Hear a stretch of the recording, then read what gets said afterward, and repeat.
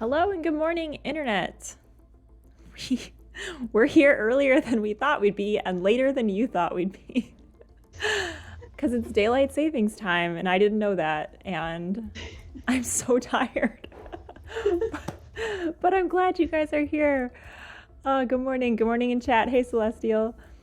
We are so pleased to be joined by Kay, who just realized I don't have our names up there, so that will be a work in progress throughout the stream. But this is my friend Kay, newly GM Kay. Kay is a very new GM, so we'll be soliciting your advice and asking GM related questions. But I thought playing this game would be a lot of fun to stretch GM muscles because it's good world building, good character building, good stuff. So Kay, I'm gonna throw it over to you to introduce yourself. Yeah, sure. So like Allison said, I am Kay. I am a newly appointed GM. I have actually only run 3 sessions so far of my game, which is crazy new. And yeah, I really enjoy it. I really enjoy Allison and her company. And so I am honored to be on the stream today. Yay! What system are you running? D&D 5e. Awesome. Oh, As I said, I'm doing a work in progress. My name just popped up on the stream. I didn't do that. Interesting. My stream is haunted this morning. Celestial in chat says, "Congrats, Kay, on jumping in." Thank you. Yay! So yes, it's going to be a very kind of juicy lore building day today. We're again playing I'm Sorry, Did You Say Street Magic? And for those of you who don't know the game, I'm Sorry, Did You Say Street Magic is a city building story game. We take turns exploring our city, and by the end of the game, we will have created a place that none of us could have imagined alone. Our agenda as players is to create a vibrant and multifaceted city, and to fill that city with life and personality, and to expand on each other's ideas together. This is played without a game master, so that gives us plenty of time to talk about GMing and other systems. And we'll go back and forth between independent creation and then like a collaborative creation phase. So, all right, so let's set the tone. So the first part of creating our city is establishing its tone, the color and texture of the setting we want to explore. As a table, let's decide on 3 adjectives that will set the mood of our city. We should pick at least one from the list below, but we don't have to limit ourselves to these options. So if you have the PDF, which I encourage everyone gets it, it's on itch. Actually, let me find it. It's on sale, I think. The creator's birthday just happened, and they were like, "What's up? 25% off." So, Oh, that's awesome. Yeah, I'll throw that in chat at some point. But yeah, take a look at page 12. What words are sticking out to you, Kay, for our city?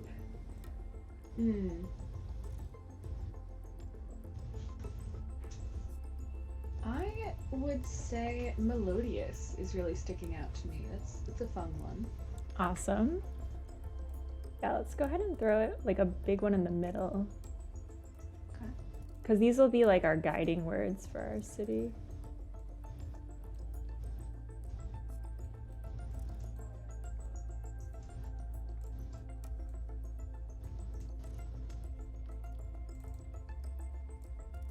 Oops. There we go. Go ahead and throw that in there. I'm just still trying to find the game on itch. Let's see.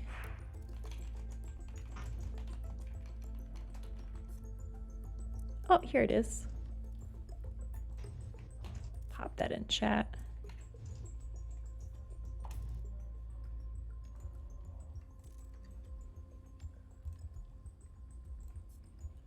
What else is sticking out to you?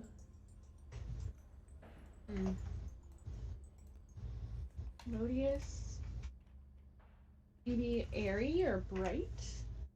Oh, it's gonna be such a pretty city. Yeah, I'm thinking kind of like a happy, kind of really chill, very nice, peaceful city. I like it. I like it. I'm gonna throw in a contradictory word. Okay. You said airy or bright? Yeah. We'll put those on one line. Melodious, airy, bright. What are you feeling? I'm feeling. I just took a look at the page, and I like immediately went to the column where it's like heavy, hungry, hollow. It's like, oh God. Melodious, airy, bright. I'm thinking almost it'd be fun to have like I don't know, let's do something negative, but not too negative. Maybe like cramped? Cramped. I think we did cramped last time, and I think I mostly ignored cramped. Also, it might be difficult to be airy and cramped. That's fair. What about a volatile? Ooh. That'd be a good one. Gandhian in chat says congested. See, but congested contradicts airy and bright. I mean, maybe we could have different districts. Okay, so maybe we have a district that's congested and volatile. And then, yeah, we can work with this. Yeah. Sounds good to me. Awesome. Whoops. So, this is our city. We haven't named it yet. We name it actually at the very end. Mm-hmm. So once you've settled on 3 adjectives, write them on a blank index card, place it at the center of the table. So we use these words to start a brief conversation about our city. Let's come up with a big picture idea. Is it modern? Is it riffing on a city that we're all familiar with? Is it set in the past? Is it set in this strange speculative future? Do ghosts exist? Do robots? Do talking animals? Okay. Thoughts? Well, my thoughts of melodious, airy and bright, and congested and volatile. It is reminding me of the city of Boston. I don't know if you've ever been. No. Tell me more. Very congested city. But it's so full of history and all of these different crazy facts because it's one of the first cities in the United States that colonizers created, and so it's very bright and it's very airy because it's got all these red brick buildings and all these different colored buildings and everything.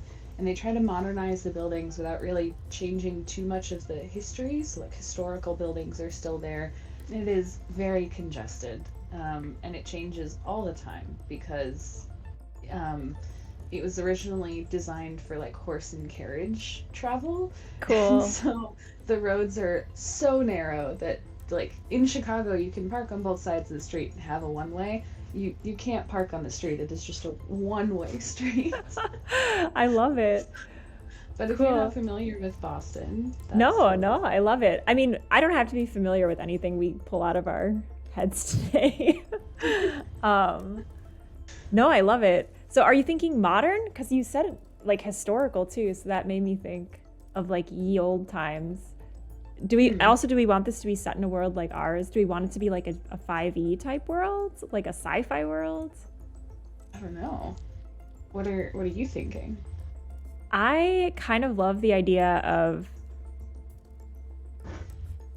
like maybe something set in a contemporary space like ours, but like you said, that has like roots in a past, but maybe like a fantasy past instead of like a US American history textbook past. But like that those things are still present, if that makes any sense. Yeah, that makes sense. Our world, but magical. Yeah, like if we came from the Forgotten Realms like hundreds of thousands of years ago, and now we're just chilling. Yeah, that makes sense. I like that idea. Okay. Cool. So that's our big broad strokes thing. So I'll type that here. Oh, and feel free to like noodle around in these cards. Whatever you want mark down. Feel free. Yeah. So we've got present, contemporary, but linked to a fantasy type past, visibly, Yeah. like overlaid in the space. Do we have a government here that you think is familiar to us? Like, are we gonna have like presidents and things? Like, what kind of government do you see loosely? Loosely, because we come from like fantasy past, I feel like it might be kind of a run by bloodline type of a space. Or like the person who has the most recent claim to a fantasy or magical past might be in power. Love it. Person who has right of blood lineage to the past. Cool. So history is important here. Yeah. Interesting. I love it. Gandhian in chat says, fun fact, Boston is less than 30 minutes away from Salem, and we know all of the lore history associated with there. Yeah. Salem, Massachusetts specifically, yes. It is about 30 minutes away, and that is a fun space to be in. We could definitely incorporate some witches and things. Yes. I don't even care why I'm writing this down. Witches just needs to be written down multiple times. Yes, awesome. Okay, cool. So then tone, I'm feeling like it's kind of a serious tone, but like has the possibility for like whimsy, like with magic. Maybe do you think there's magic still? I feel like there's probably magic still. Cool. Maybe not everyone has it. Yeah, maybe the government is like run by the last remaining magical people type of a thing. Cool.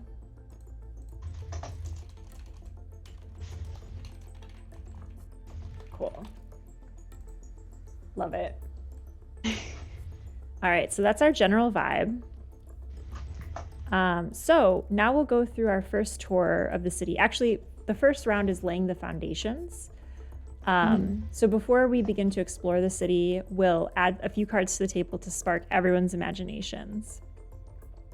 So let's see. So the player who most recently rode public transit should go first. So we'll go to the exploring the neighborhood section and follow the instructions. But explain your thoughts as you do so. How is this particular neighborhood essential to the city's existence? What makes it different from other parts of the city? So we'll do that for each thing. We'll create a neighborhood, we'll create a landmark, and then I think we'll start going on neighborhood tours. So let's go to page 22. So to explore a new neighborhood in this foundation round, take a blank index card and write N in the top left corner, and then we'll give it the following elements: a title, a reputation, and a true name. Okay.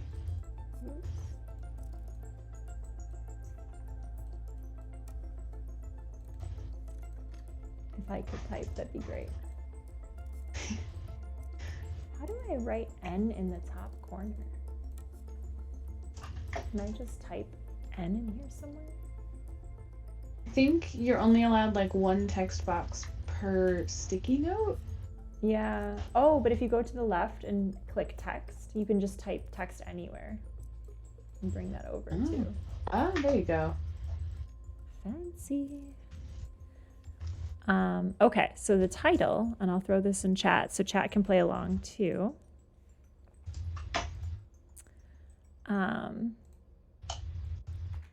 So a title is what the denizens of the city call this neighborhood on a daily basis. It could be named after a local geography, the history of its residents, types of businesses that are conducted here.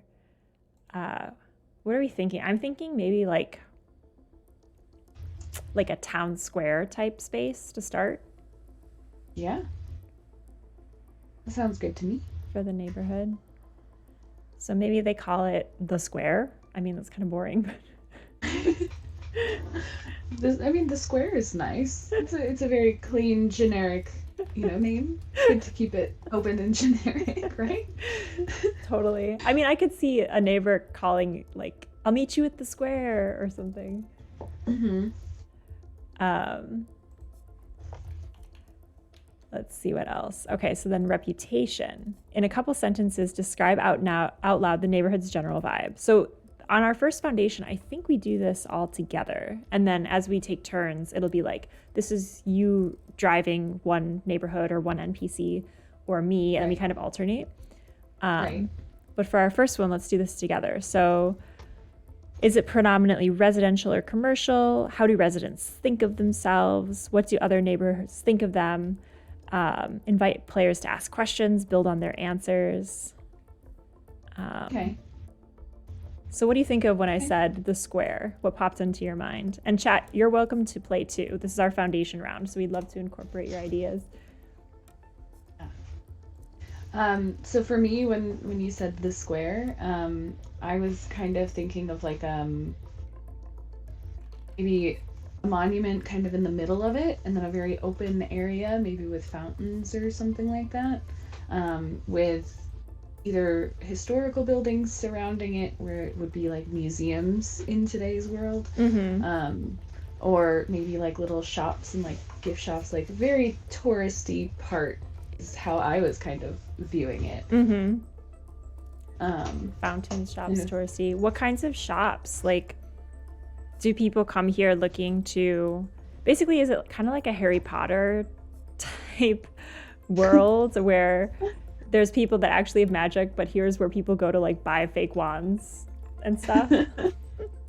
Kind of, maybe. Or like if we're kind of pulling the Salem part of it into it, maybe they're buying like cauldrons to like mix their potions in and things, and little novelty brooms that like children ride around on when they come to visit or something. Awesome. And they're actually enchanted? Yes. Cool. So capitalism is alive and well here, it seems like. Chat says maybe the square has an official title that's quite long, tying back to its history. So the residents shorten it since it's somewhere they go often. That's a good idea. From the old times. Gandhian says, I'm getting this farmer's market vibe. Ooh. Oh yeah, that could be cool. Like different, maybe spell components you can purchase here. So like maybe it has a utility for magic users as well. It's like tourists and people who like want to be magic users. Right. And magic infused items and, ingredients for magic potions and spells and things. Like if it's similar to a pre-existing D&D 5e, spells require components typically, like a diamond or a skull or something like that. So maybe it's those types of ingredients that you don't really find in anywhere else. I love it. Spell component farmers market. I want to go so bad. Sounds so fun. Hey, welcome in GDT, welcome to chat. Gandhian says it's where you go if you want the organic spell components, not the factory farmed Walmart versions. Perfect. Yes. Love it. So this feels very commercial to me, very like probably busy, a lot of activity, very like centralized. So now the fun part, the true name. This is the very poetic part of this game, but it says every neighborhood has a magic all its own. To confer a true name, come up with 2 or 3 descriptive sensory images that paint a clear picture of the neighborhood in your mind. Write these at the bottom of the card. True names can be tactile details of the space, but they can be metaphorical or symbolic abstractions. So think poetically. So like dizzying mirror glass windows, a funicular railway, burnt coffee, painted fingers, forever sunset, hushed secrets. like these could all be a true name. So it's not literally a name. It's more like, what is its true vibe? Right.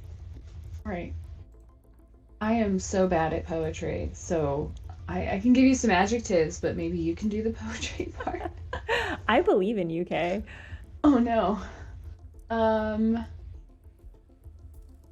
oh, again, I'm just kind of picturing like a square with like cobblestone streets, maybe. What does it smell like? What does it feel like?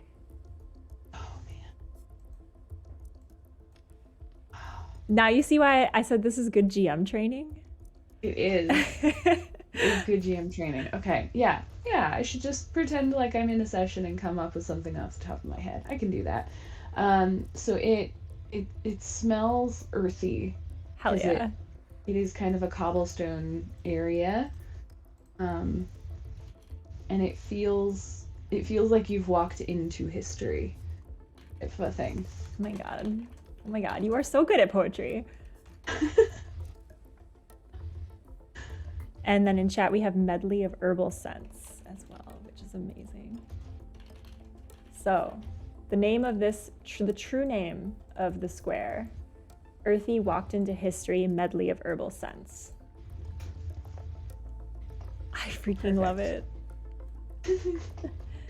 Yeah, all of this, like when I first played this, I'm like, oh my god, I wish I had this game when I was just starting out as a GM, because it's like such a good like muscle builder for like when you walk into a place and your players are like, who's there? What does it look like? Tell me all about this town. And you're like, okay, let's go. Oh my gosh.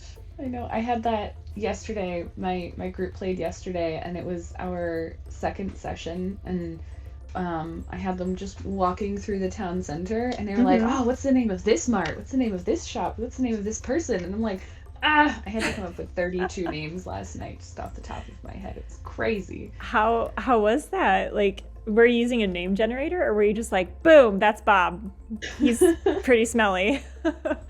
I was not using a name generator because I didn't think that they would ask the name of so many things all at once. But they met so many people yesterday that I realized I have 3 different naming conventions. Your name ends in VEN, so like Snorvin or Arvin or something like that. Your name is a very generic, just modern day name. Like the biggest trainer that they have to go train against is named Ted. Like, just Ted. This is Chad, sort of thing. And then T names that start with T are evidently just easier for me. There's a Tlorna and a Tlina and a Turfna, and just T names just roll off my tongue. How were you with writing down all these names once you pulled them out of thin air?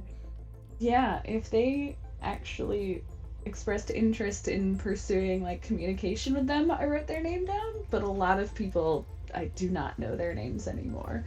It is gone. Yeah, yep, that checks out.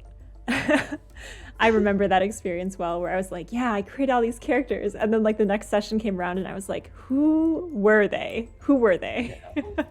I remember, yeah, they met with one military group, and I remember the leader of that military group's name. I don't remember anyone else's. Like, I remember the important people and wrote down the important people, but everyone else just doesn't exist anymore. They're being rebuilt. Well, your players can always provide that information for you if you have a note taker. I feel like every group has a note taker. Yeah.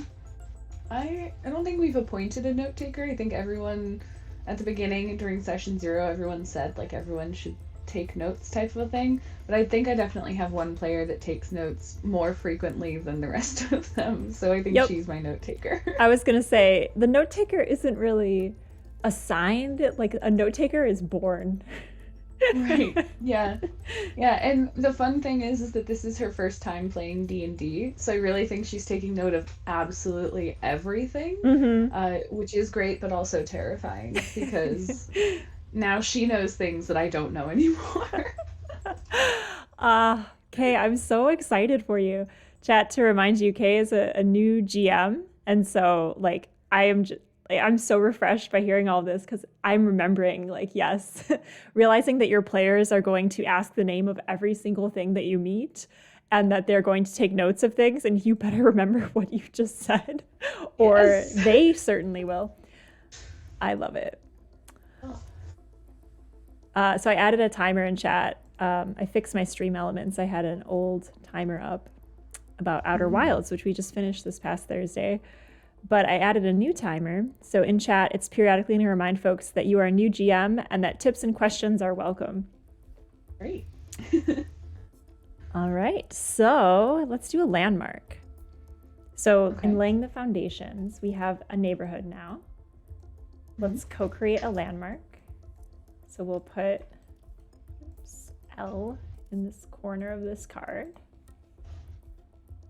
And the landmark says, give it the following 3 elements: title, address, and a true name. So just like the neighborhood, each landmark should have a common name that people call it in their day-to-day lives. So I'm thinking, well, I kind of came up with the square in all its glory. So what title pops into your head? So is this landmark in this neighborhood or outside of this neighborhood? It must be played within a pre-existing neighborhood card. So at this moment, we only have the square, but in future rounds, it could be in any neighborhood that's in play. Right. Okay, that makes sense.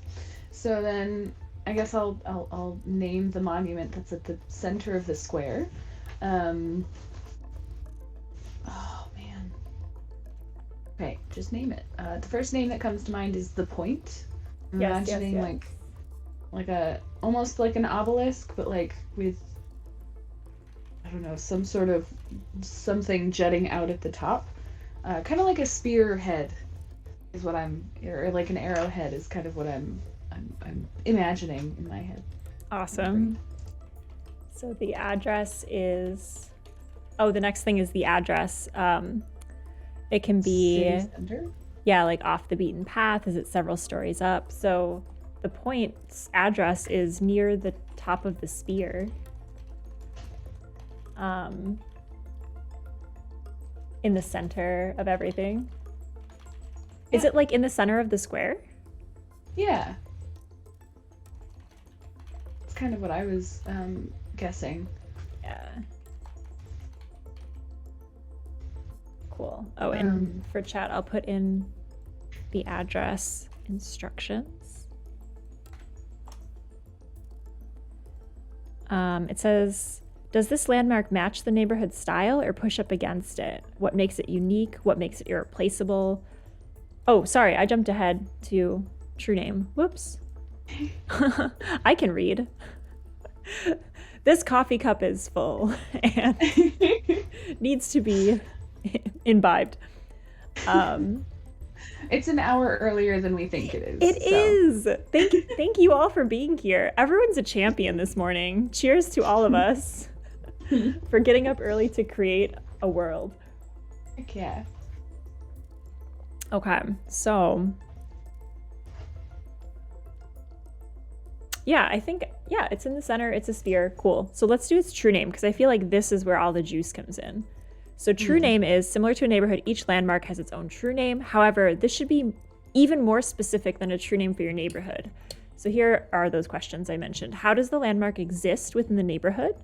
Does this landmark match, push against the style? What makes it unique? What makes it irreplaceable? What can you touch, smell, or taste? Imagine the landmark as you consider these questions and let its true name reflect your answers. Okay. So, in my imagination, I'm imagining it is, like I said, the kind of the shape of a spearhead, and it feels like magic might be trapped inside of it. That's kind of what I was thinking. Ooh. Like physically in it? Yeah, like a magical power might be like emanating from it, or feel like something might be trapped inside, but so everybody's too scared to open it because they don't know if it's good magic or bad magic, or if it actually is magic, or if they're just going to deface a historical landmark. That is so cool. So when you said that, I started thinking about kind of like who's in control here, right? Because like I'm sure some people like might want to really like advocate for finding out the truth of what's in here. So I would imagine this like person who's in charge kind of a thing, they're the ones who are saying no, like we need to keep it as is. They're the ones who control the landmark. Right. So there may be a tie to their own history. Yeah, maybe someone has like a detect magic spell ability still and has detected what type of magic it is, and so they're keeping it all secret. That's the conspiracy, is that they do know what's in there. Yes, exactly. Awesome. And maybe like people come to, I don't know, like put like tokens on it, or like you know how people like put bike locks on bridges, that sort of thing. Like maybe people throw like garlands of flowers up and over the spear, like trying to like loop it, or like what is that game where you like throw rings around, like peg toss sort of a thing? Yeah. Maybe people like create things and like try to like toss it up and over the spear, and so there's like a lot of stuff that's like all around the bottom of it from people who missed, just like Oh, that sounds fun. Just for a good luck charm. Once a year it gets like decorated, kind of like the holiday tree type of a thing in this center of the city. Yeah. Maybe it's a springtime holiday. Cool. Awesome. I love it. So in chat says, discarded dork, my current group I DM for, they're all limited on energy. They're chronically ill and new players. So it makes it more enjoyable for them if I take notes for them each session for how the party would see what happened. And then Gandhian says, I was so cringe the first time I had DM'd, but I think I've come a long way in several years I've been doing it. That's good. Yeah, I imagine I'll get better at it as I go. Yeah, it is a lot of muscle memory, just like improv. Kay and I have done improv together, and it's like we do those exercises to practice being like uninhibited. It's the same thing with GMing, I feel, at least. Yeah. Okay, so its true name is, wow, that's a long ass true name. I feel like we put a lot of history into it. Yeah.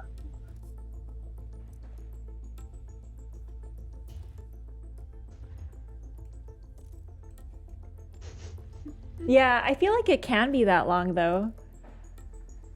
Yeah, I mean it's describing it. There's no real like description part when we're visiting a landmark. So I feel like the true name can include that because it asks a lot of questions. It does, and it does say it should be more specific than your neighborhood true name. So I feel good about this. I feel like almost the landmark true name is its description in a way. Yeah, exactly. Okay. So it says, when you're finished, place the landmark so that one corner rests on top of its corresponding neighborhood card. Be sure not to cover up any of the important information about the cards. We would never do that. Never. And now for its foundation phase, meeting a resident. So residents are individual characters and people who inhabit the city and are nested inside of landmark cards. A landmark can contain multiple residents. To meet a new resident, take a blank index card and write an R in the top left corner. Like neighborhoods and landmarks, each resident needs a title, common name known to all.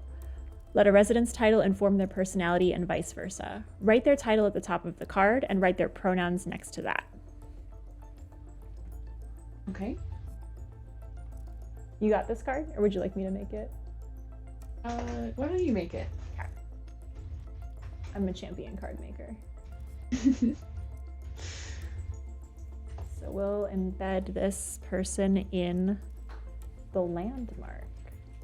That's interesting that they're nested inside of landmarks and not neighborhoods. It's kind of cool. Yeah. I guess it forces us to get more specific. Like where they live or where they hang out.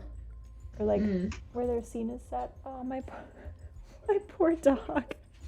My poor dog just came in here and puked on the floor. Oh no! I was like, hey buddy, oh, that just happened. Don't worry, my husband's on it. Okay. He was so excited too. He like had that face of like, look at what I'm about to do, and then he's like, nah. All right. At least he doesn't hide it. I had a dog who would hide it and then come out like with his tail between his legs type of a thing. Oh. Oh, what did you do? Where is it? Yeah, where is the present for me? Right. All right, so we'll have our resident. And they need a title. So chat, can you name our resident? It's like a get for improv. What are we working with here? What's our resident named? They are located within the point or like connected to the point. Right. So we'll wait for chat. It's all on you, chat. If you don't give us a name, this is the rest of the stream. It's just us drinking coffee and waiting for you. Wait. Sam Eldor, it looks like Gandhian said. Sam Eldor. Heck yeah. What did you say, Mitch? What is it?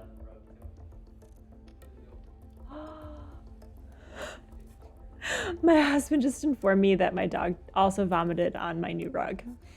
Oh no. Oh, he's good. He is good. That rug has been down for less than 24 hours. He's really good. Little guy. All right. That's a vomit update for everyone. Sam Eldor. Sam. Pronouns. Gandhian, did you have in mind a pronoun for Sam Eldor?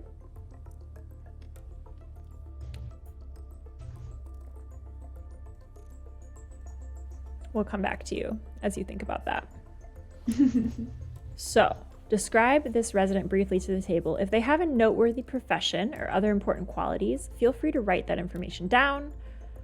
What you say aloud is more important than what you write. Okay. So, description of Sam. Yeah, what are you thinking? Let's have Sam be he, him, because Gandhian picked a neutral name, but I don't know, with the hyphen or the apostrophe in there, I immediately thought of Sam Gamgee, so I'm gonna do he, him. Description. Perfect.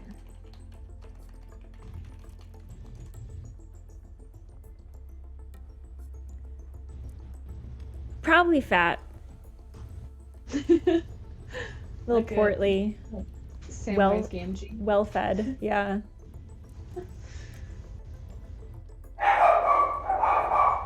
Maybe Sam's ancestors were spearmen in the old times, says Celestial Scramble. Ties to spear ancestors. So yeah, I guess like the spear had a functional purpose at some point.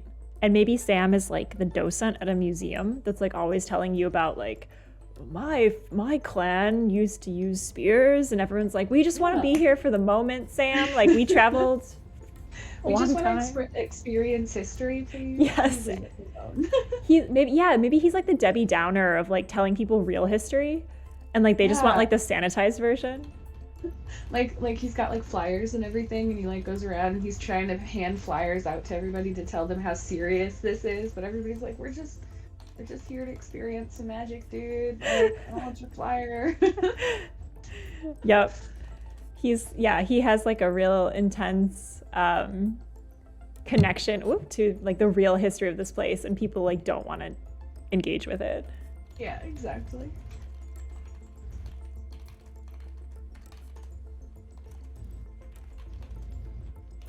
Okay. How old is Sam, do you think?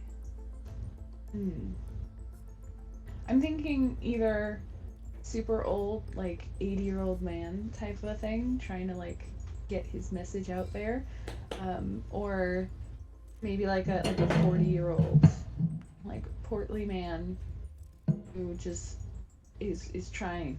Hi, puppy. This is the culprit right here. Oh. 40. So I like the idea of like a middle-aged man. He's kind of, maybe does he have a family? I kind of picture him as like a family man. Yeah. Maybe maybe one of Sam's children has magic. Ooh. All right, but go on. Get out of here. Magic with one of his kids, mid-40s. Gandhian says, I like the idea of him being a young father, but he's an old soul. Oh, that's a good idea.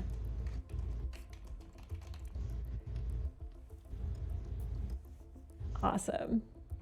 Cool. So that's his description. So his true name, it says, like neighborhoods and landmarks, every resident needs a true name. A resident's true name is established through collaboration during a vignette, a short improv scene in which all players participate. Okay. So now that we have created Sam, in order to get his true name, instead of just making it up, as we have done in the past, a vignette is a brief glimpse into a resident's daily life. To begin a vignette, the current player decides where the scene takes place. The location should be connected in some way to the landmark where the resident is nested. When in doubt, setting the vignette at the landmark itself is always a safe bet. The current player embodies the resident. Other players play various aspects of the setting: the weather, the music, the flora, the fauna, the sights, the smells, basically being the GM for the scene, or other characters in the scene. So the player embodying the resident could make a broad scene request of their co-player, like, hey, could someone play one of my family members? Or let's frame this as a montage of my regular customers. Or I'd like this to be a solo scene, so please play only abstract elements of the space. The current player begins by describing the resident's interior thoughts and actions. Other players respond freeform, engaging in loose, improvised conversations. Okay. Describe sensory details as well as the resident's desires, beliefs, and appearances. You can speak in and out of character, basically like a little scene. And then once the scene is done, once you feel like it's wrapped, then we create the true name based on that scene. Okay.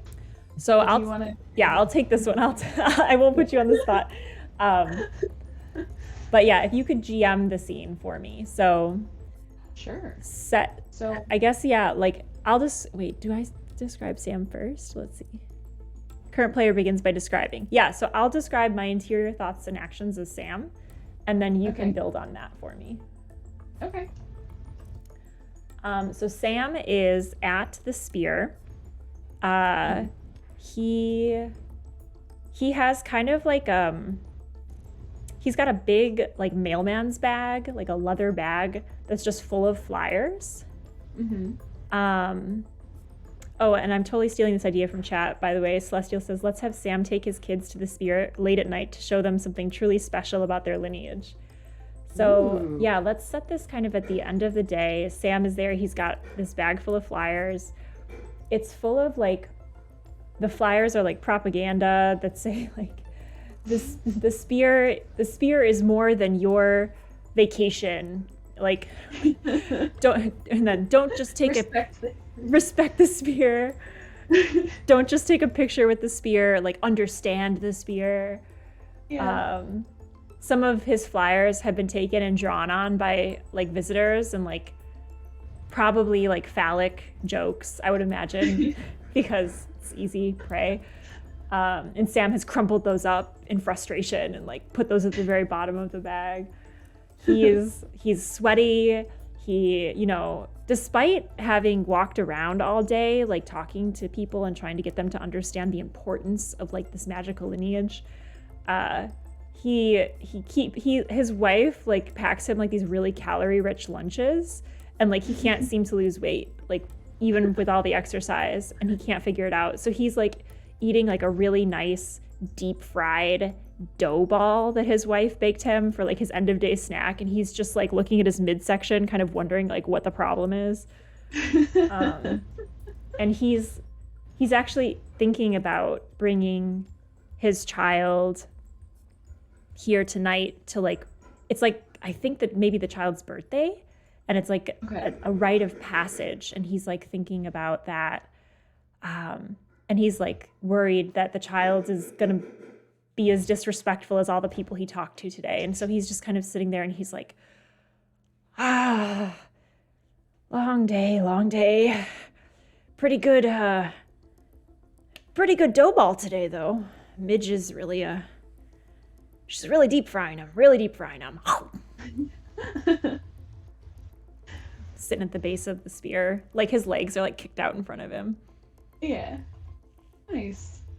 Well, I think the sun is kind of setting, so the sky is really looking, this is a magical world, so it's very orange and, orange and dark blue really mixing together to make this really nice purple color. And so the sun is setting, kind of the street lights are starting to come on, including the spotlights that, are pointed at the point. People are kind of leaving, getting out of work and really coming to the square a bit more and looking at the point. A lot of tourists are there, and you can tell that they're tourists because they've got, clothes that don't really fit the aesthetic of the rest of the neighborhood. Sam is definitely getting some like side glances of like, what is he doing just sitting at the point here? Like, why is he just here eating? Like, there's tables right over there. He could just be sitting at the tables, type of a thing.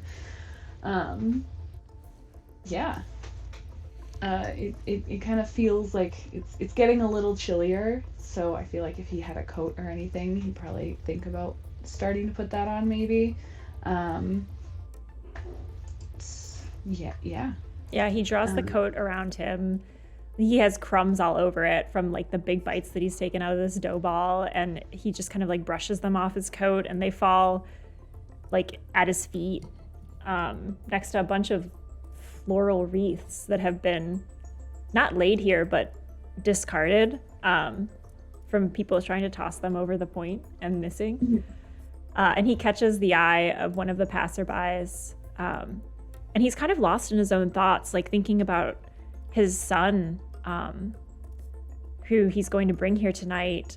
It's his son's birthday, and he is so hopeful that the magic of the point is going to awaken and like strengthen the magic of his son. But he's also had to keep this magic a secret from everyone because he is not of like a royal lineage. Like, they're not part of the family that's in power. So for him, it's kind of it's a risk also to bring his son here because he understands something about the point that even the royals don't. And he catches the eye of someone walking by, and like, this is the thought in his head as he catches this person's eye, and he's got like crumbs that's just like dribbling down his beard, and he's like thinking very deep thoughts, and he's like, oh, as he like catches the eye of one of the tourists. Okay. The tourist is gonna come up to him and ask him for directions. Hey, do you happen to know where I can find some cauldrons? I've got a couple kids that want to make some potions at home. Well, I mean, there's a lot of that around here. I try not to engage with the fake magic stuff. No offense to your child. Your child isn't gonna be doing real magic. I just want to let you know that that's not really real magic.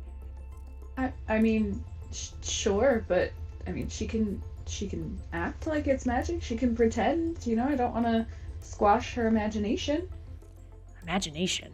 He'll look up at the point and kind of see the glint of the sun on it as it sets. Tourist will also look up at the point and try to like see what he's looking at. Maybe there's like a bird in the sky or something. Like, what is he looking at right now? He's just got like really intense, wistful face and looks back at the tourist. Imagination. You don't need imagination when you've got what it takes within you. When you've got what it takes from the past till now. Here, friend. He reaches into his bag, rummages around, flicking crumbs everywhere as he does so, and hands a flyer over to the tourist. The point isn't what you think it is. It's not just for photos. These cauldrons, they're not supposed to be used for your imagination. There's real things at work here. There's real old, deep magic. And he just kind of like starts to shove the flyer into the tourist's hands. The tourist is gonna take it and be like, "Is this a map? No. Okay. All right. Well, thanks. I guess." And she's gonna kind of shoo away her child and just like walk north and just like check over her shoulder that he's not following her. Sam will slump back up against the point, the heavy base of it, and just like lick his fingers, the last crumbs of the dough ball, and say, "That was a pretty good interaction. I think I got a convert there. I think I got a convert." And he like stares off into the middle distance, thinking about taking his son here tonight and all of that moment and what that will bring. Nice. And I feel like that's a good end for Sam's vignette. True name would be Tied to Past, Hope for Future, Messy Eater. Yes. That's his true name. Awesome. So we've done our first foundational round. So we'll do the same thing as we build the neighborhood, but now we'll do it separately. And then at the end, and actually we don't do like everything, like the neighborhood, landmark, NPC. You'll actually pick one to develop, then I'll pick one, and then we'll do what's called what is it called? A thing, an event. Yes. Which we haven't done yet. And those are like plot devices, essentially. So I'm going to kick it over to you, Kay, Okay. to go first. So on our tour of the neighborhood, you can pick one of those things to do. Right. I think I'm going to create another neighborhood. So I'll come over here. Neighborhoods are orange. Or should I?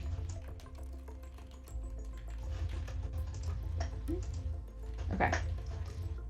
So you are, or an N up here. Make it bold. Perfect. Okay. So that's a neighborhood. So a title for this neighborhood. This will be Rutgers Corner. Ooh.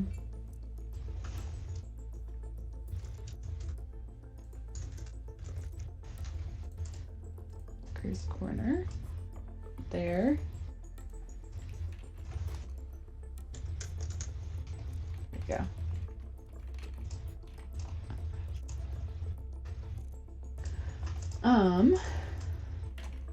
Okay, Rutgers Corner. A reputation. So Rutgers Corner is kind of a previously school area. Like this is where a college campus used to be, and it's now turned residential. Like the school closed down for some reason a while ago, and it's now just like this residential area. Like the dorm is kind of, you know, low income housing type of a thing. All of the buildings are now recreational buildings or buildings that like children hang out in after school. So it's kind of a more social space now. It's like social and residential type of a thing. Okay, reputation.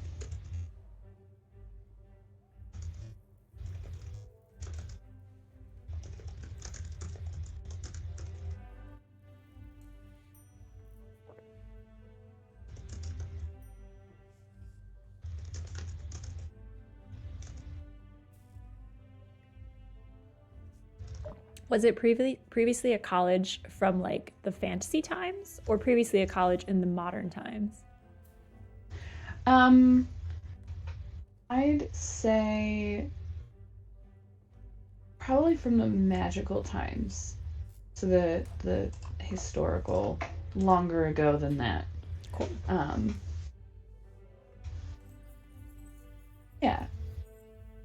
So maybe like a wizard school or something that closed down when magic started not existing anymore. Nice.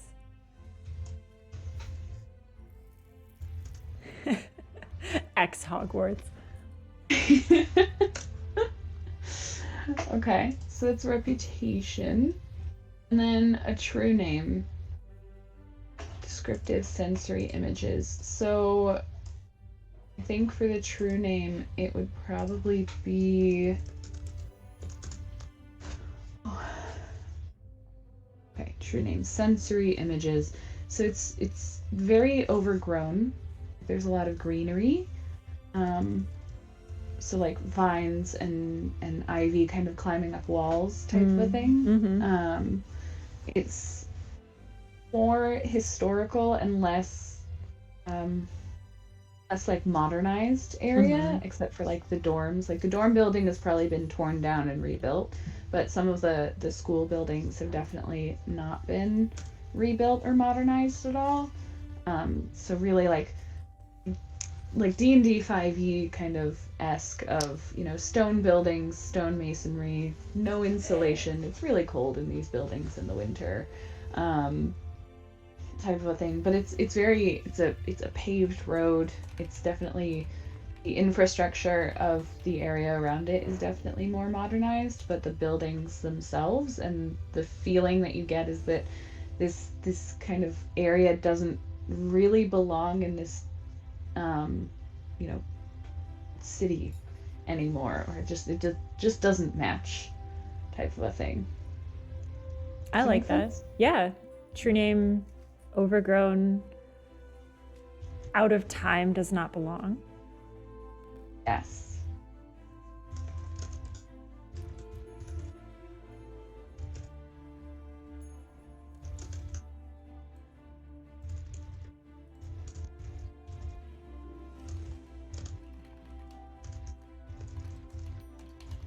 With out-of-date buildings.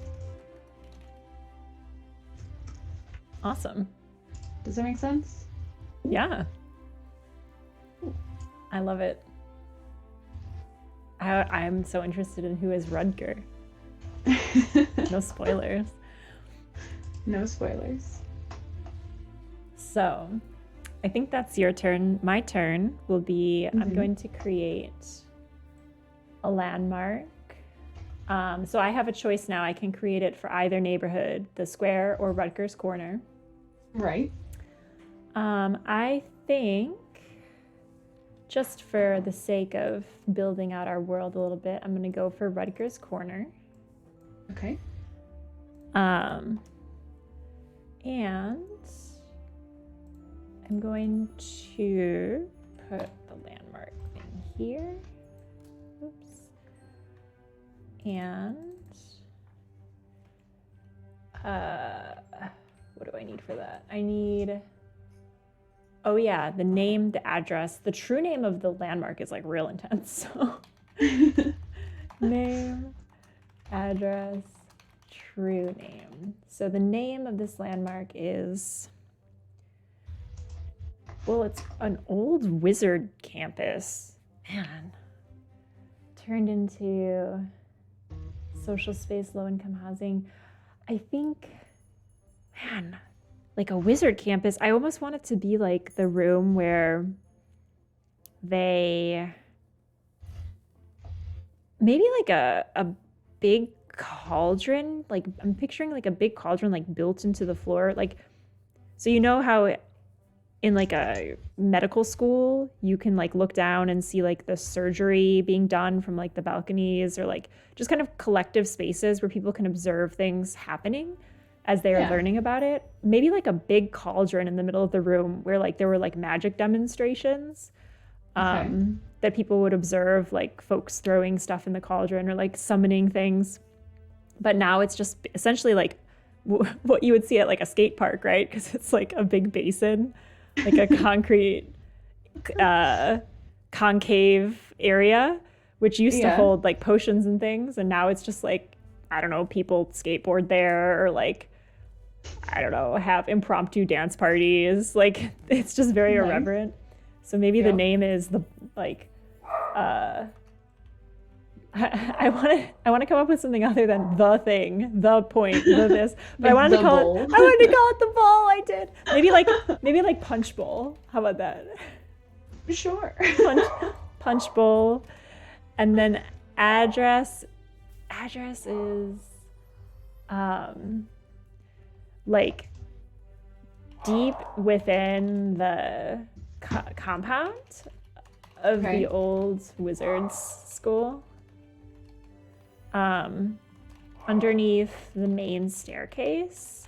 Like, oh, what if like the floor rotted out and so like it used to be a separate room, but now you just have to kind of like drop down into it and like kind of has that like urban exploration feel to it.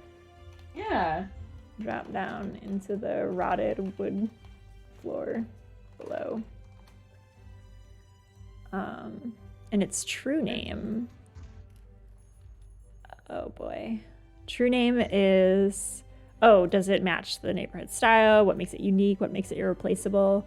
What can you touch, smell, taste? Is there like residue in it from old potions and things? Yeah, and people like dare each other to like basically like lick the floor, like take a little like weird things happen if you spend a lot of time here.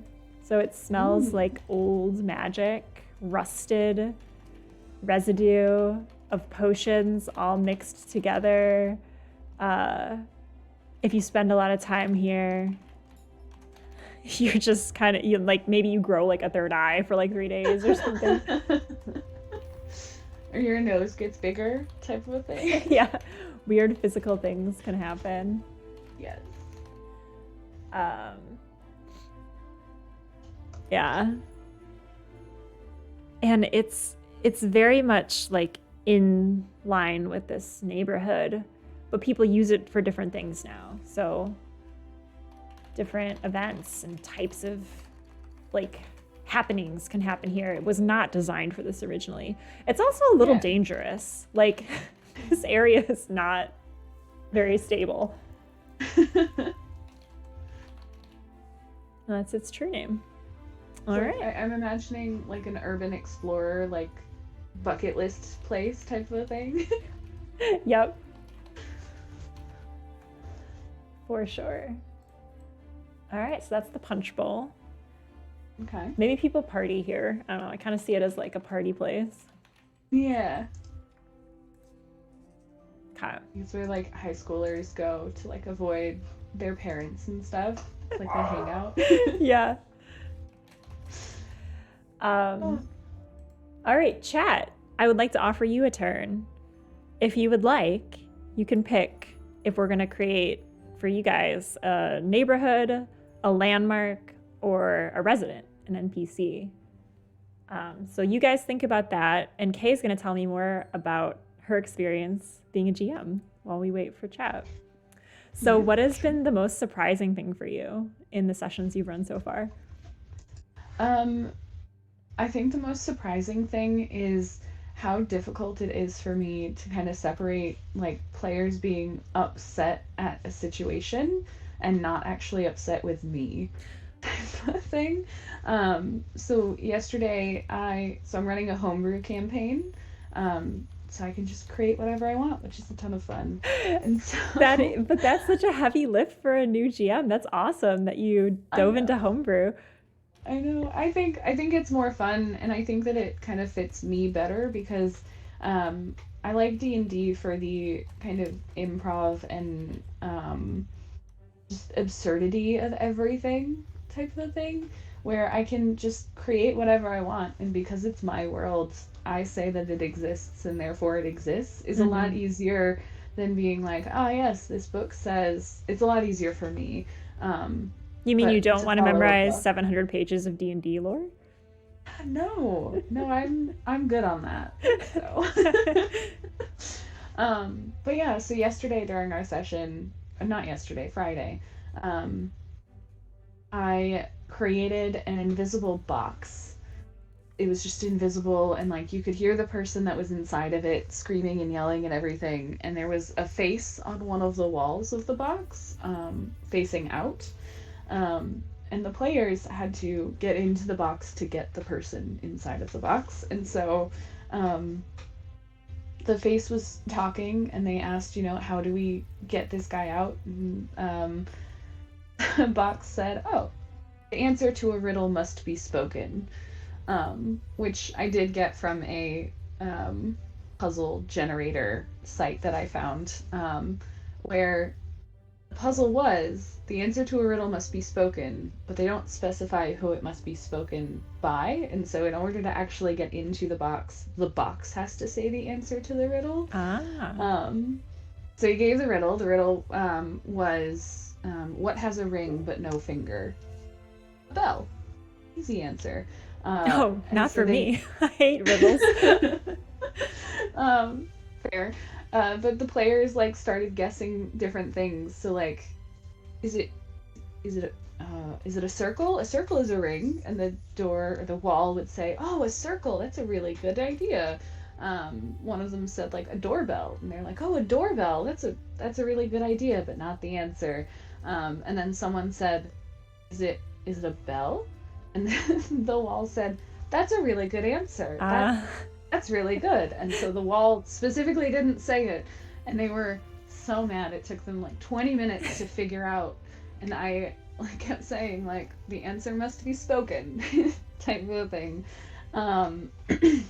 And so two of the players were annoyed. This is a stupid riddle. This is a stupid puzzle. What the heck? And internally in my brain, I was like, oh my god, they hate me. They're gonna leave the campaign. They're gonna never be friends with me again, type of a thing. And it's really interesting and difficult for me to separate that. And so I've kind of instilled at the end of each of our sessions, I kind of want we're good, right? Kind of check in with everyone. Yeah. Just for my own mental sanity, so that I don't constantly think that people just aren't going to show up because they hate me in my DM style type of a thing. It's hard to be the world because the world is not kind, and the world can be frustrating. I think that's a great thing to have a check-in at the end of every session. You can even do it like glows and grows, right? What was good, where do you want to grow for next time? That's something I found helpful, because you're everything and they don't like everything. Right. So, and I did end up having a glows and grows with two of my players. Two of the other ones had left already, but me and two other players were kind of going through, and one of them has read, I swear, everything on D&D Beyond, and so just knows everything. And it's great because I can just ask him questions. But he was telling me how older versions, DMs would allow their players to ask to roll, versus more Critical Role style or more modern styles is very much the DM tells you when to roll type of a thing. And I realize that I definitely want more of the older versions where during this puzzle, they were struggling for 20 minutes. If any of them were just can I just roll an intelligence check to see if I can figure out how to get in here? I'd have been yeah, absolutely. But I don't want to have to tell them to roll an intelligence check. I definitely want them to take the initiative sometimes. Sometimes I'm definitely going to say, okay, roll a stealth check because you're trying to sneak around. But I realize that I definitely want them to initiate if they think that they should be able to. And I might not say yes all the time, but I'm definitely going to say yes most of the time. So yeah, that makes sense. And helping players to understand, they can say they want to roll, or they could think what would I do to do that roll? If I want to roll an intelligence check, I want to think, can my character think really hard, really, really hard about everything I've ever thought about for riddles? Getting them to be in the world with that too. Yeah. That's an interesting balance. Yeah. I've also kind of instilled if you can justify it and tell me a really good story about why you would know this fact or something, I'll probably give you advantage on a roll. So if somebody is when I was growing up, my parents used to entertain me with riddles, and I really enjoy riddles and things like that. And so I want to think really, really hard. I'd be like, yeah, if you grew up with riddles, that's part of your backstory now. You can't like have a million different backstories, Yeah. but sure, you can have advantage on this roll, type of a thing. That's Um, awesome. yeah. Gandhi in chat says, I love it when players ask to roll and I actively encourage it. So you're definitely Yes. not the only one there.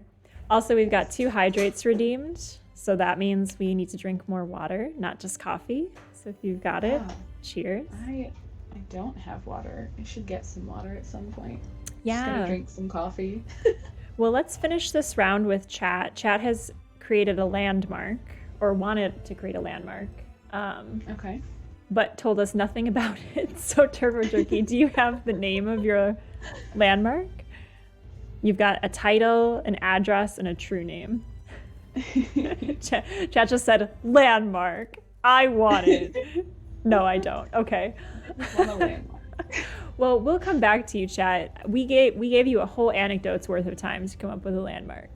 So you think about that. You sit on that one. We're going to end the round of our neighborhood tour, though, with our first event.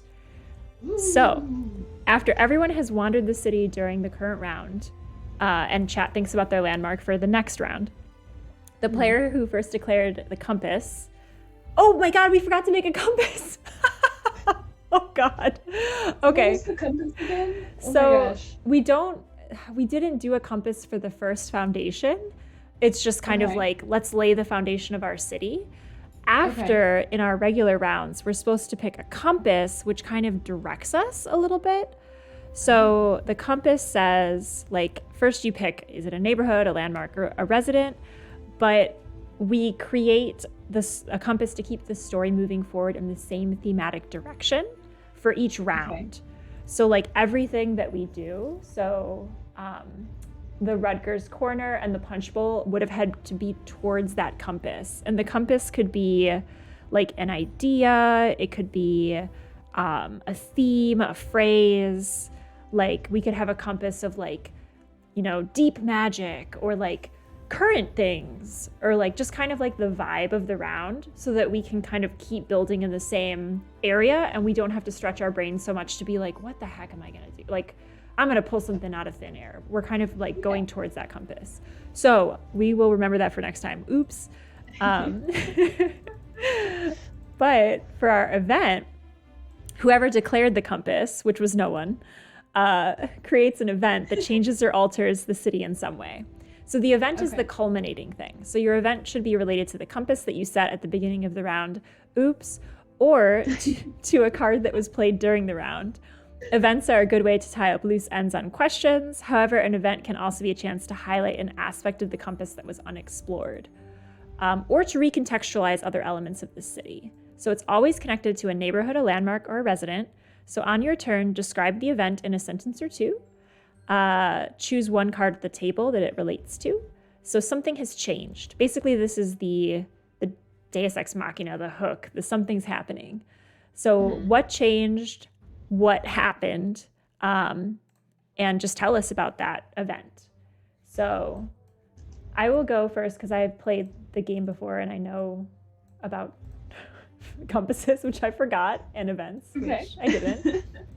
So our first event is going to be, it will be, the event is that Sam takes his son to the point at night and basically like tells the son all of the lore of their history and how this thing is going to play out and like that they'll get powers and like they have to keep things secret because like they're not supposed to have powers, only the government is. And the son is like getting really amped up. And then like they basically stay up all night. They're eating like all of these snacks that were packed for them. They're just having a good old time, but like nothing happens. And so Sam is like trying to like hide his disappointment, but like, you know, not put that on his son, but like they're both like feeling very disappointed by the morning. And so like they have that moment where like the thing they were hoping for didn't happen. And then as soon as the sun hits the point in the morning, the point has a door on it. Oh. but only they can see the door. That's the event. Ooh. So mystical.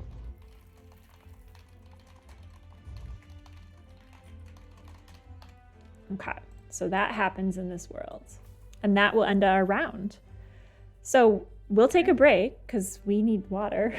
Okay, just living on coffee over here. Whoops. I see myself in there too, for sure. But yeah, we'll be right back, chat. And chat, you need to participate in this next round. Get your landmarks cooking. You'll have a turn.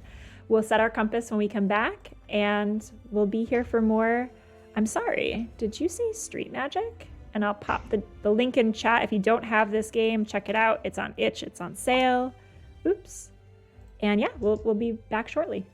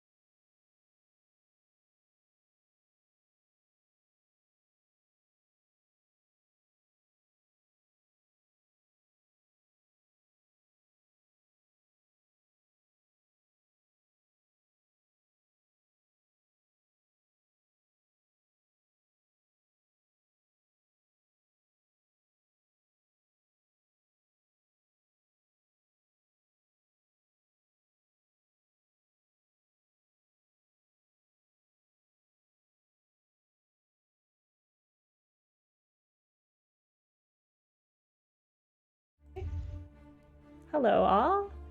We're back. I hope you are feeling refreshed and hydrated. For those of you just joining, we are playing I'm Sorry, Did You Say Street Magic? And we have created a little bit of a world here that is melodious, airy and bright, congested and volatile. I feel like we got a little bit of that over here in Rutgers Corner. But yes, we're creating neighborhoods, landmarks, and residents, and that is the order of operations.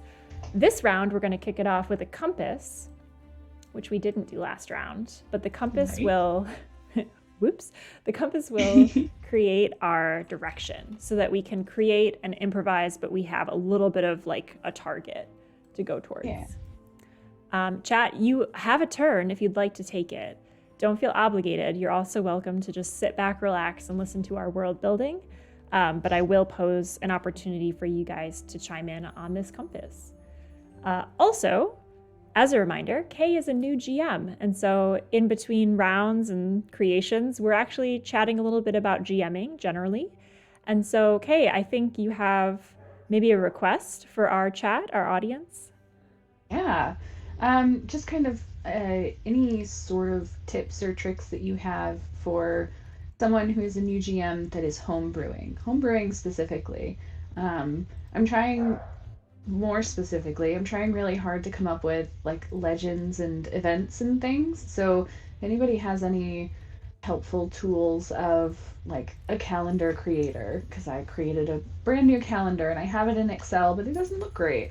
Or like any tools that you can help, or any ideas for legends or how to really introduce those into the world organically. I'd really appreciate any sort of insight.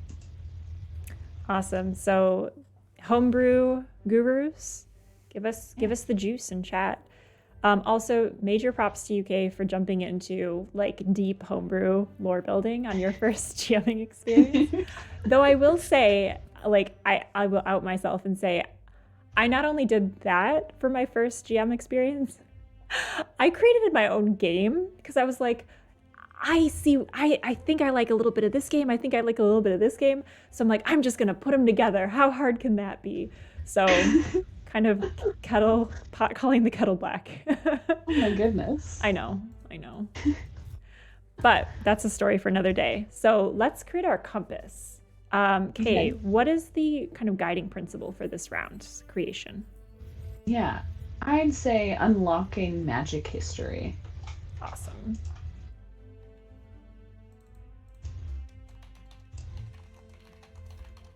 All right, so that is our compass. Perfect. And go ahead and kick us off. Did you kick us off last time? Yeah, I created Rutgers Corner. Oh, okay. Then I'll do this. Do you want to start this time? Actually, I'm going to make you do it again because I'm still pulling up our names on the overlay. Okay. So if you don't mind. Yeah, no worries. Yay! Okay. Think I'm going to do...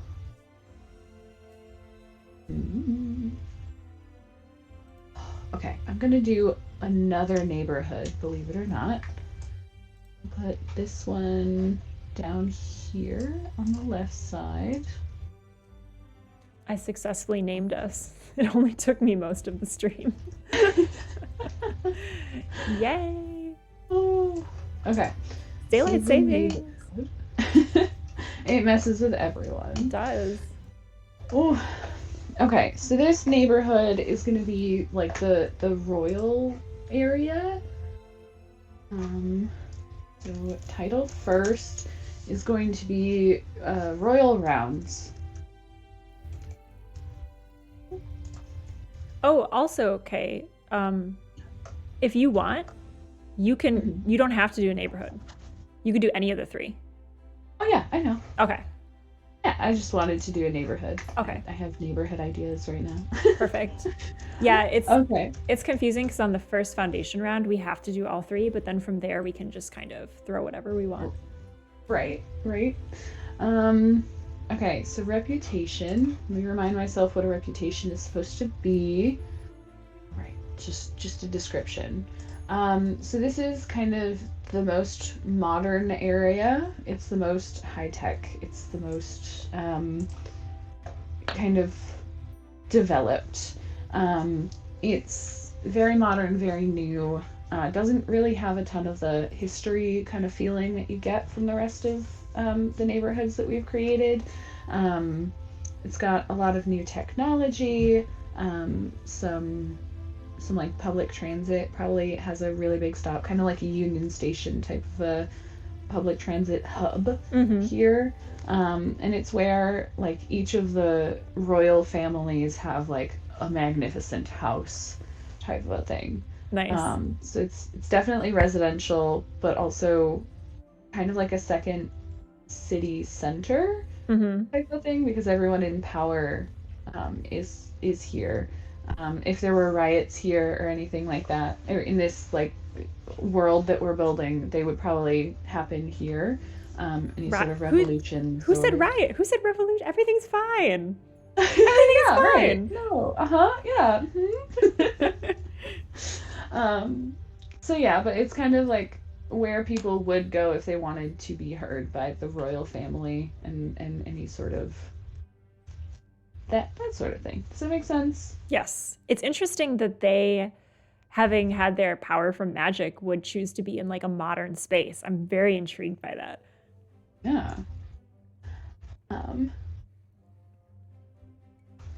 Modern nobles' homes, a public transit hub,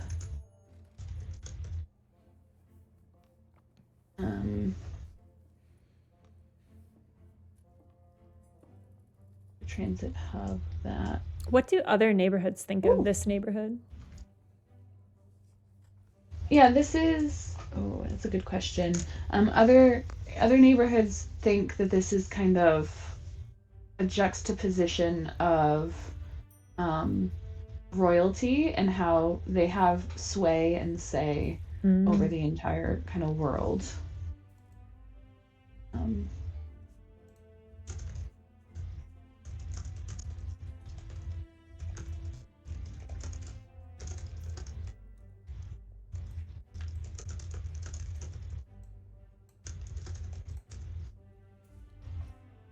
Love it. Whoa. I love that you keep drawing arrows. Oh, but I don't know how to make it not. Oh. There we go. I got it. There we go. I think you're doing it the right way. I've just been typing in the post-it and I get like giant text sometimes. Yeah, I've been just kind of adding like text boxes type of a thing. Yeah, I think that's the right way. Okay. So in chat, Gandhian said maybe magic is difficult to use or master more than cantrip level casting, so it's easier to actually use technology. So that's interesting. That's a good idea. I'm getting a little bit of the Arcane vibes. Have you seen that show? Is that what it's called? Arcane? I have not seen that show. What is that called? Arcana? I don't know. Yeah, Arcane on Netflix. I think you'd like it. I know nothing about the game that it's based off of, but it's a solid narrative, and it's like a little bit steampunk, a little bit magic. Okay. I'm gonna write that down on my list of recommendations. Because everybody always has something. It's crazy. I know. There's not enough lifetimes for it. Or how about all the content that I need to catch up on? Like, so in the world of Twitch, there's all these amazing creators and people are playing amazing games all the time. I need more hours in the day to just catch up with everybody. I know, exactly. I have, like I said, I have just a Google Keep of anything and everything that somebody has recommended to me. And it has the name of it, what it is, and who recommended it to me. That's awesome. So that I can actually like keep track and then try it out and then follow up with that person and be like, hey, Arcane really kind of wasn't my thing. Or like, oh my god, Arcane is the best. Give me more. That is so wonderful. Oh my gosh. I love that follow-up element. That makes my organization brain so happy. Yes. Exactly. Oh, by the way, we got a reply on your homebrew shout out in chat. Gandhian says, my tip for homebrewing, don't dig into detail unless it's needed or asked about by the players. It will save you a bunch of prep time. At most, maybe a sentence or two during prep, and then expand on it later if needed. Okay. That's a good idea.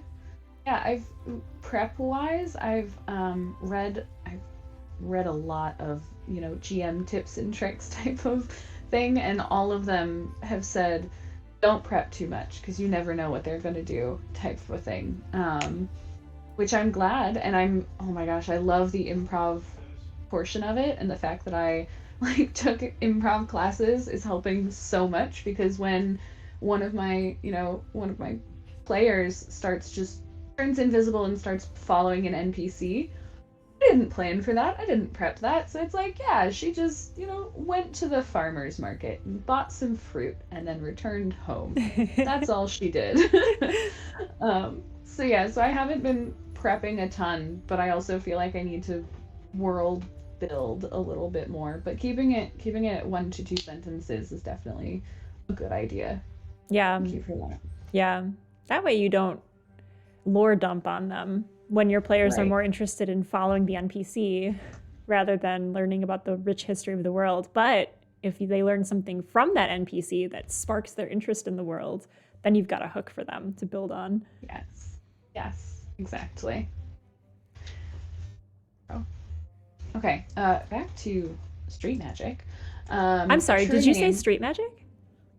I did. A true name. Okay, this is when it's poetry.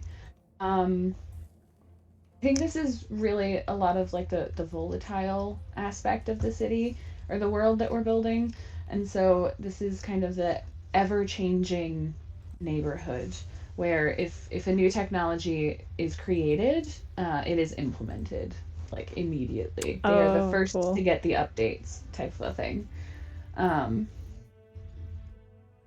So yeah. True name, latest Apple product.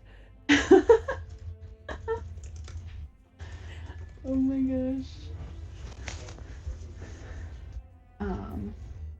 Latest technology, kind of like a tech hub almost. So how does this connect to your compass of unlocking magic history? Can you make the leap for me in what you built here? Okay, sure. People are trying to create new technology to unlock what gives magic to the royals and everything. The royals are kind of trying to figure out if it is actually lineage or if there's something kind of more at play. Cool. And so the technology that is used here goes towards that research and trying to figure out, is it a gene thing? Can we put these genes in other people? That sort of a thing. I love it. Oh my god. I'm gonna add that to this card. Whoa, I can't. I don't think I can add to your notes. Oh yes, I can. Is it a gene thing? That's a very leading question for me. Yes. Do people resent the fact that these royals are using all of this time, money, and technology to only investigate their own freaking heritage and not to help people? Yes, for sure. You say you want a revolution.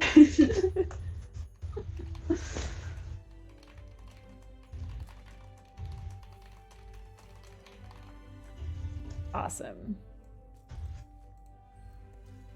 Love it. Love it. All right, my turn. We've got... Yes.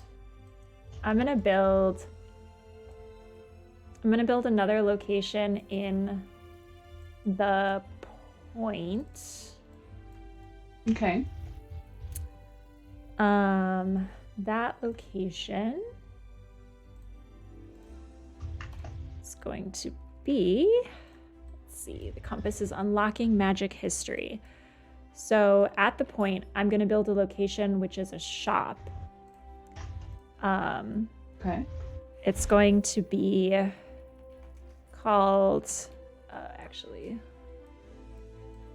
name, address, true name. So the name of the shop is Wanda's wild world of cauldrons.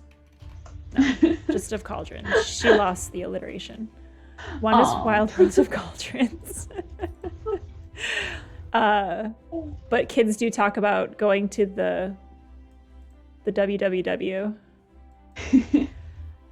And the address is actually, her shop is really hard to find, and that's probably why that tourist was lost. It's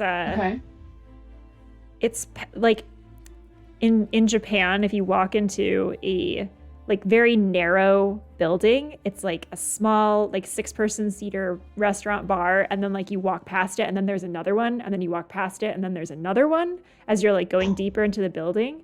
And sometimes there's stairs that like take you up to a second floor. Like it's one of those situations where you think it's a storefront, and it's actually like on the sign it says Wanda's Wild World of Cauldrons, 3rd floor on the interior of the building. So you have to kind of walk in and go up and go to the right.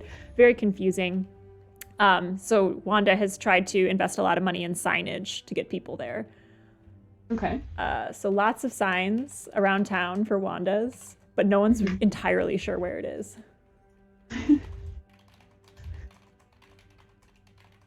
Within a building, 3 flights up, past other spaces inside. Kind of like at the mall too, where there's like these storefronts within a bigger exterior space, but like if you go down the wrong corridor, and sometimes stores connect to each other on the inside too.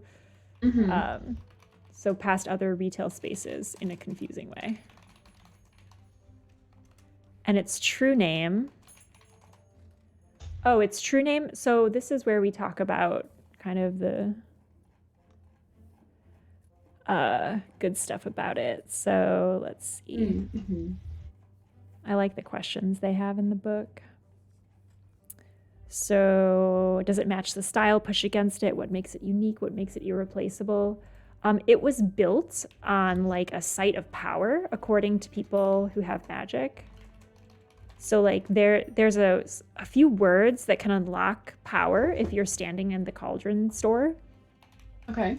And I think maybe some of the tech that the royals are working on, they're trying to figure out what the words are, but they never tell Wanda why they're there. So she gets a lot of visitors that are royal. Okay. And they're trying to like surreptitiously do research. And she's just like trying to sell them things. And so they've actually invested a lot of taxpayer money into Wanda's store because like they have to spend a lot of time there on the down low. I'm imagining a royal just walks in and like walks up these stairs and everything, and then just like stands in a corner and says like, "Salmon." Okay. And Wanda's like, "Oh, salmon! Guys. I've got something for that." Like she's just like being a salesperson. Yes. So doing research on the power words to investigate their own power source, and Wanda wants to make a sale. Yes. Cool. So that's that location. And it connects to unlocking magic history because the royals are there trying to investigate. So it's a site of power. Yes. Some may have even speculated like the way it's positioned with the point. Like there's some maybe like connection to the point underground or in the air. Like they're not sure. Okay. All right. Chat. Do you want to play? You don't have to, but it's your turn if you want to play. So we'd need you to create a landmark, a neighborhood, or an NPC, which Kay and I would enact the vignette for. But you have to do more than just yell landmark and bang your fist on the table. I want a landmark, damn it. Give me that landmark. So you think about it. And while we think about it, we'll review some DM tips. So Ganyan says, my other tip for being a DM in general, check out the books by Mike Shea, aka Sky Flourish. I don't know if you've run into this yet in your research, Kay, but highly recommend. It's called The Lazy DM. Yes. Great advice. Yes, I have a copy of it over there, actually. Awesome. I just haven't read all of it yet. But that's fine. I'll get to it. I think the book is designed for that, so you're in good company. All right, chat. We're coming back to you on next round. We're coming back to you. So chat, hold your good ideas. We're going to end this round with an event. So, Kay, can you take us away with this round's event? Yes. So... And that's on page 29. Yeah, let me just review what an event does.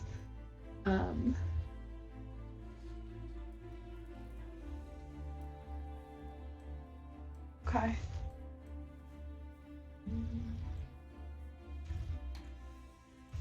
Okay, so I think my event is going to be connected to the Royal Rounds.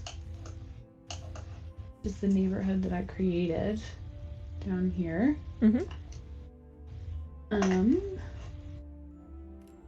Ooh, hello. There we go. This event is going to be at sunrise, so similar timing to the last event. But at this event, around sunrise, like the public transit just stops, like momentarily, and nobody really knows why, but it gets just incredibly quiet, and you can kind of hear like a ethereal singing almost that is just kind of like a type of a sound in the sky. It almost sounds like. Oh my god, so cool.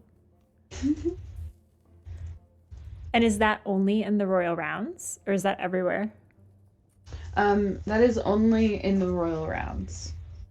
So cool. Yeah. Can everyone experience this that's in the neighborhood? Yes.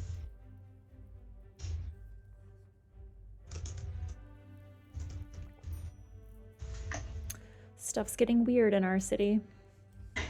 I mean, it was kind of always weird, but you know. Yeah. Awesome. Oh, I think... Oh, wow. Daylight savings. I'm going to blame it. So each player gets a chance to respond to the event. Wow, we didn't do that last time. No, the voice of the city thing? Yeah. Yes. Wow. Slowly, I will remember how to play this game. So, Kay, if you would like to do the voice of the city for the last event, because we skipped that on accident. So basically what happens on Voice of the City is that everyone gets a chance to respond to the event. You can do one of three things. You can ask a question about the event. It's a rhetorical question. It's like that thought-provoking thing that just hangs in the air. You can state an opinion, or you can show a consequence. You can actually build on that event a little bit by creating essentially a second event. So if you wouldn't mind, can you do a Voice of the City on the event with the sun and the point? Yeah, for sure. I think I'm going to ask a question, and the question is going to be, you said that only the son and and Sam, so Sam and his son are the only ones who can see this and see the point happening. I guess the question would be, is this the first time that Sam has seen this? Did Sam have a similar experience with his father when he, came of age, or is it a yearly thing on your birthday you can see a door opening on the point? Awesome. Is this the first time?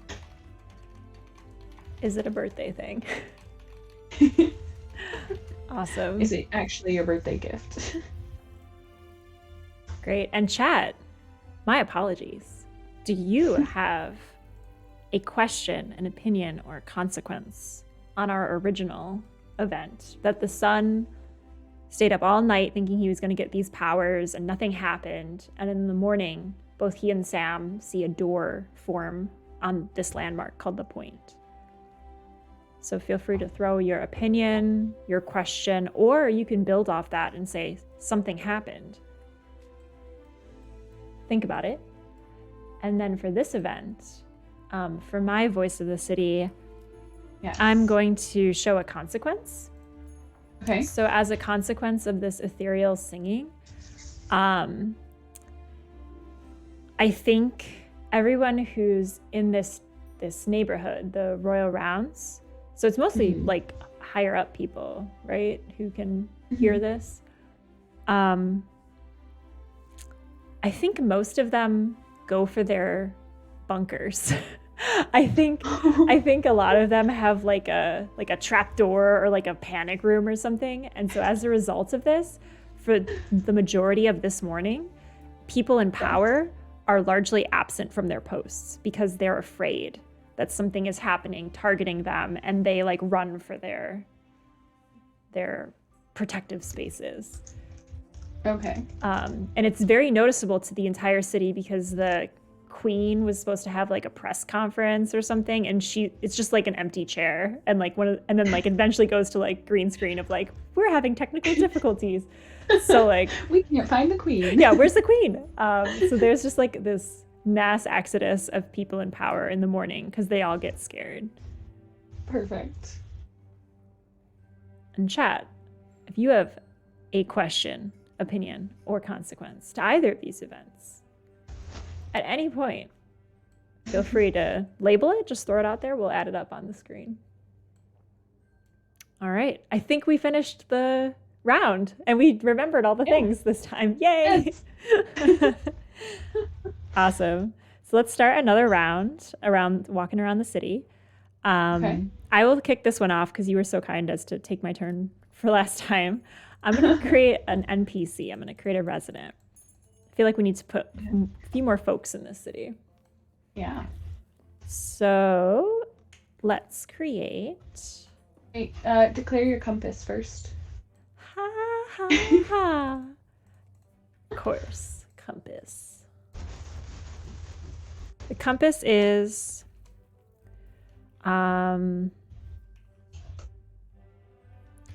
sweet memories. Okay. Take that as you will. Oh, we have a voice of the city question from chat. Is it a traditional door shape, or is it circular and reminiscent of the Fae? For the door on the point. Yes. So we will add that. And perhaps we will get the answers to these questions or see the results of these consequences on a future event. So sweet memories is our compass for this round. I'm going to create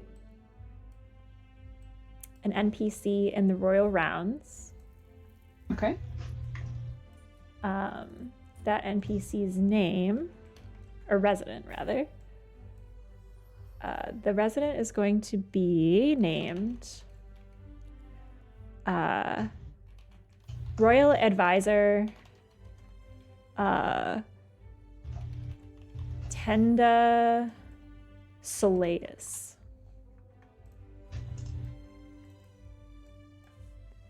She, her pronouns. And what else do we have here? Description and true name. Okay, so description. Tenda has been working for the Royals for as long as she can remember. This was kind of something she was born into. She's really good at technology, and she's kind of like if this was a heist movie, she'd be the hacker on the other side of the computer, like, okay, you're in, like that kind of a character. Very innovative, but she is maybe, let's have her be, I don't know, like a sister-in-law, like the sister to Sam's wife. So like, she knows Sam and kind of, she doesn't know about the magic. They've had to keep that a secret from her. But she does know Sam's conspiracy theories, and she's seen that other side of things, but she's very tech focused. And the more she finds out about the origins of magic for royals, like the more I guess she's like just more concerned about her loyalty to them. Like she keeps getting data that points to the fact that maybe this power is not inherent. Maybe she's actually getting some reports that maybe it's like stolen or siphoned. Ooh. I like it. And she feels conflicted about that.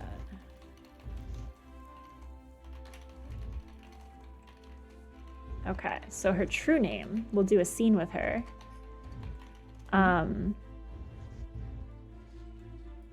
So her thoughts and feelings will have her be present in this moment of silence with the singing voices.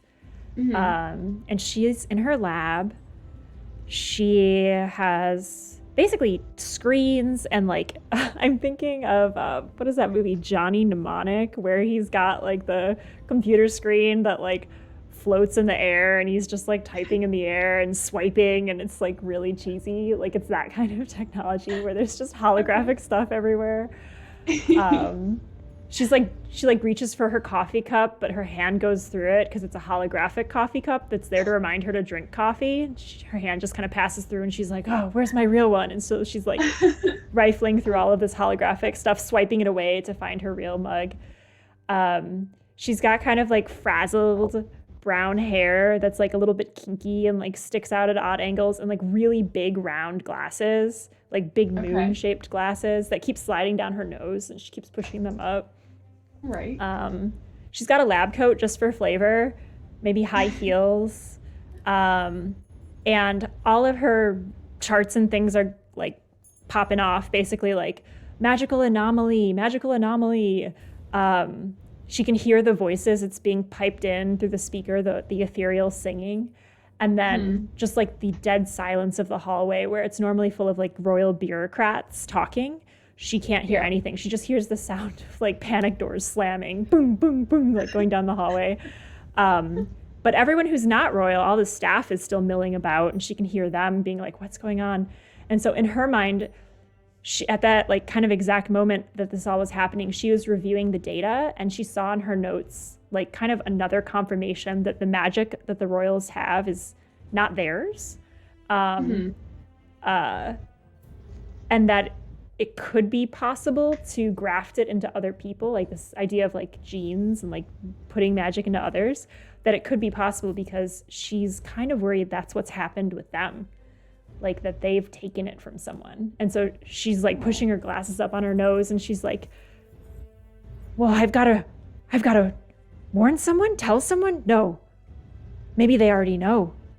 If they already know, why would they have me investigate? But maybe maybe this is a test. Maybe this is a test of my loyalty. Oh my gosh.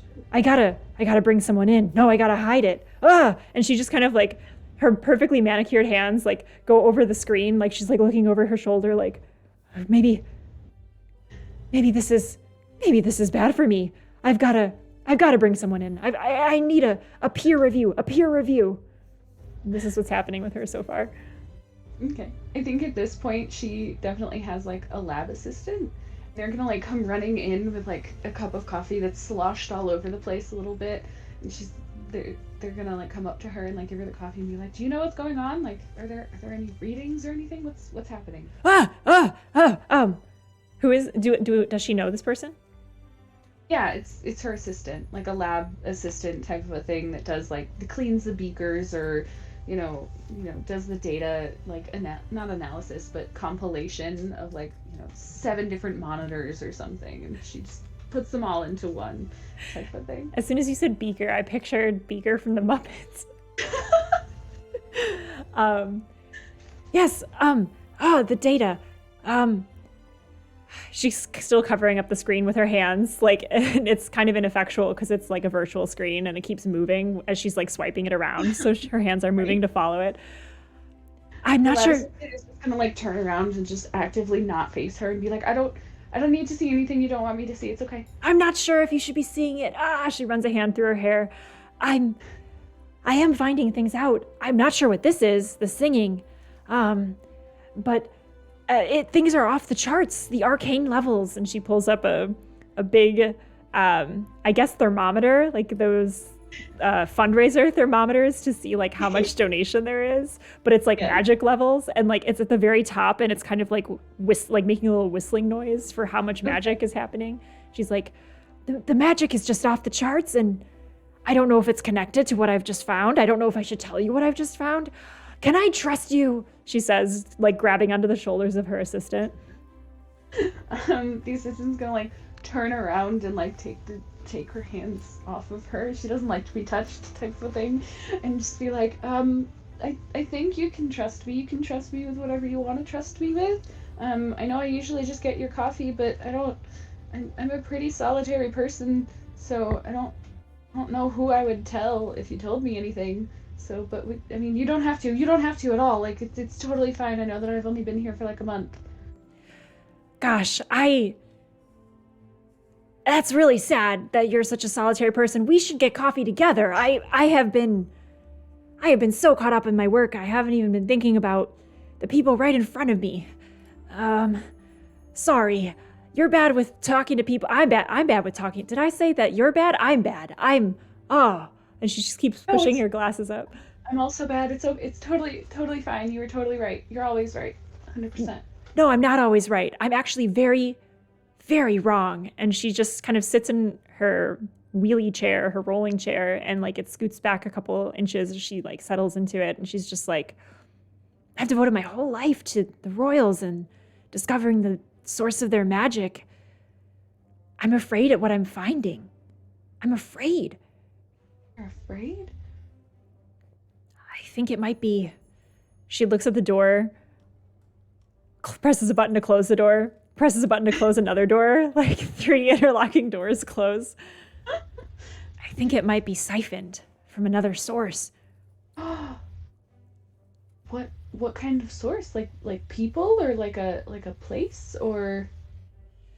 She looks at all of the data kind of glowing on the screen around her, and like the ethereal voices are like piping in over the speaker, and she's like having trouble concentrating, and in her own mind like numbers are like flashing across the back of her eyelids, and she's just beginning to feel her pulse quicken and like her blood pressure rise as all of the memories that she's spent in this lab, like not even talking to anyone, not even like knowing the name of her assistant, like they begin to overwhelm her. And she's like, I don't know.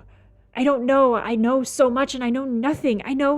And she opens her eyes and looks at the assistant. I don't even know your name. I feel like that's a great place to stop.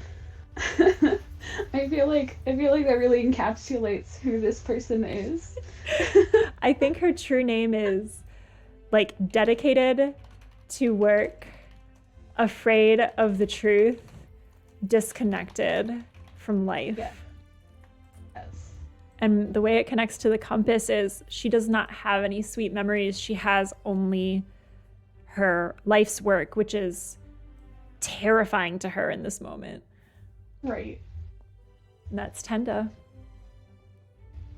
Beautiful. I love it. All right, your turn. Okay. I think I am going to create a resident.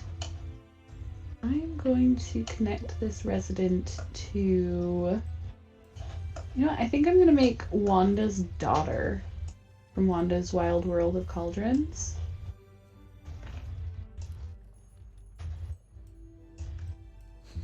Put her down here. Wanda's daughter's name is going to be...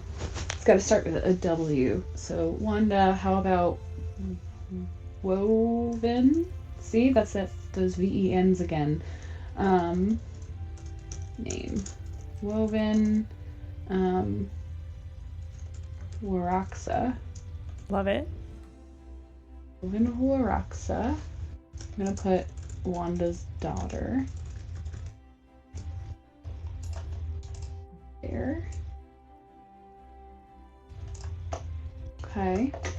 Description. So she's a pretty, like, she's shorter, She's probably like 5 feet tall, just barely breaking 5 feet type of a thing.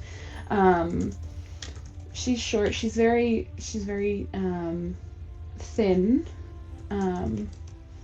but has like an air about her of like swiftness and dexterity. Let me remind myself what else I have to say. Okay. She's very oh my gosh, I can't think of the word right now, but very tied to this storefront that she and her mom maintain, and really connected to it, and feels like it's really part of who she is. Mm-hmm. It's what she does kind of every day. She goes to the store early and makes sure that everything is cleaned and, in its proper place before her mother gets there. Makes sure that the signage is, nice and straight. Makes sure that everything is the way that it is supposed to be. She's a very kind girl. She's probably about 17 now.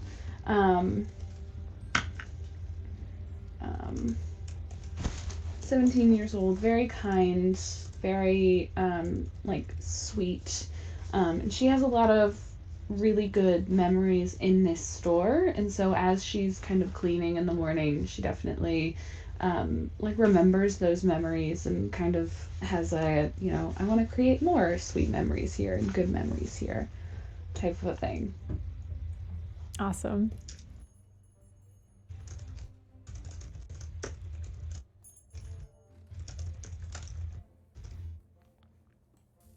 Okay.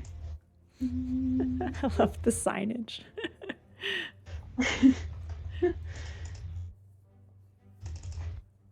So to take us to her true name, set us up with the vignette.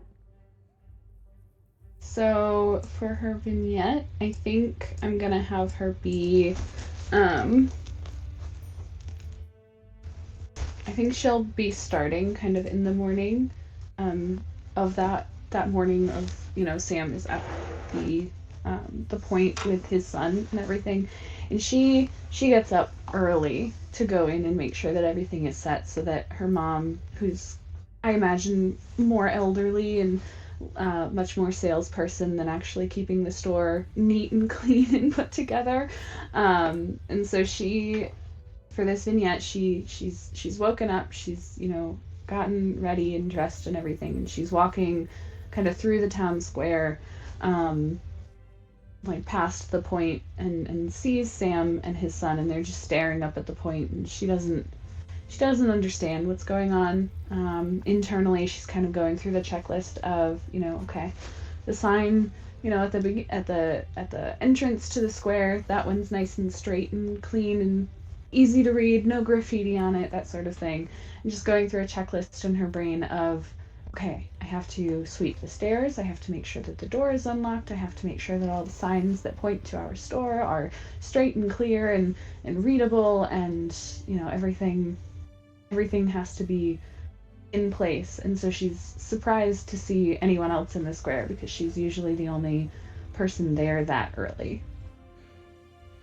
As she's walking through, Sam is standing there with his son, and his heavy hand is on his shoulder, just cupping his shoulder and basically drawing his son into him as well, quasi embrace. And they are just standing open-mouthed at the point. And Sam turns slowly and clocks her, and his mouth is just still open, just staring right at her, says nothing, but just makes dead eye contact with her. Okay. Hello? Is everything all right? Are you okay? Everything's changed. Everything's different now. Woven. Yeah, yes, Sam? What has changed? What's wrong?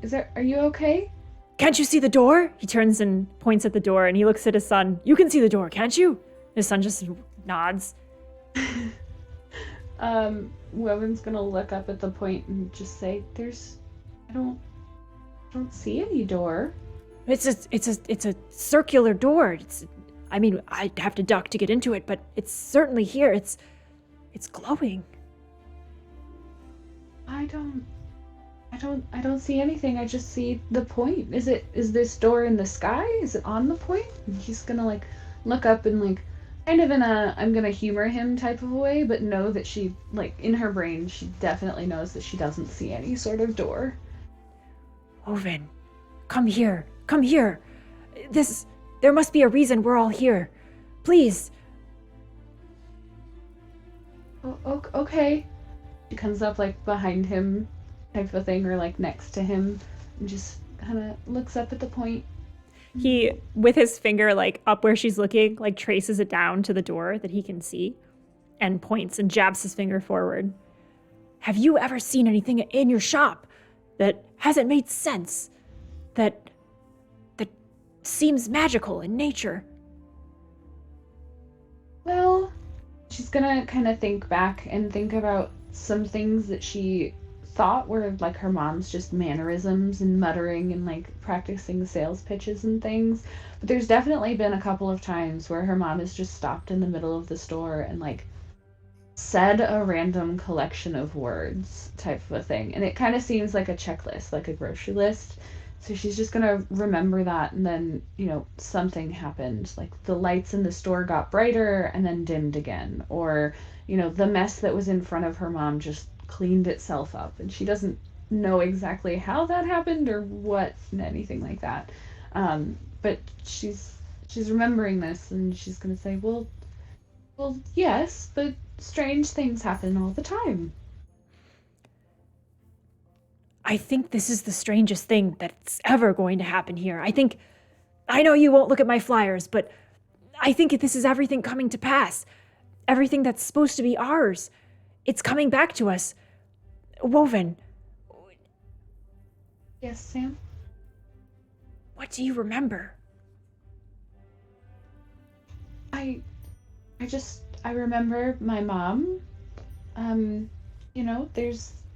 She's in the store all of the time, and sometimes she would just say things or do things. What things? What things, Woven? And he kind of like begins to like almost shake her shoulder, and then his son like puts a hand up like, Dad, chill, like kind of a thing. She's gonna like kind of brush away from being held by this man that like she knows and has seen and knows that he's probably harmless, but she's never seen him this flustered before. He's definitely got some crazy eye going on. He's like, yeah.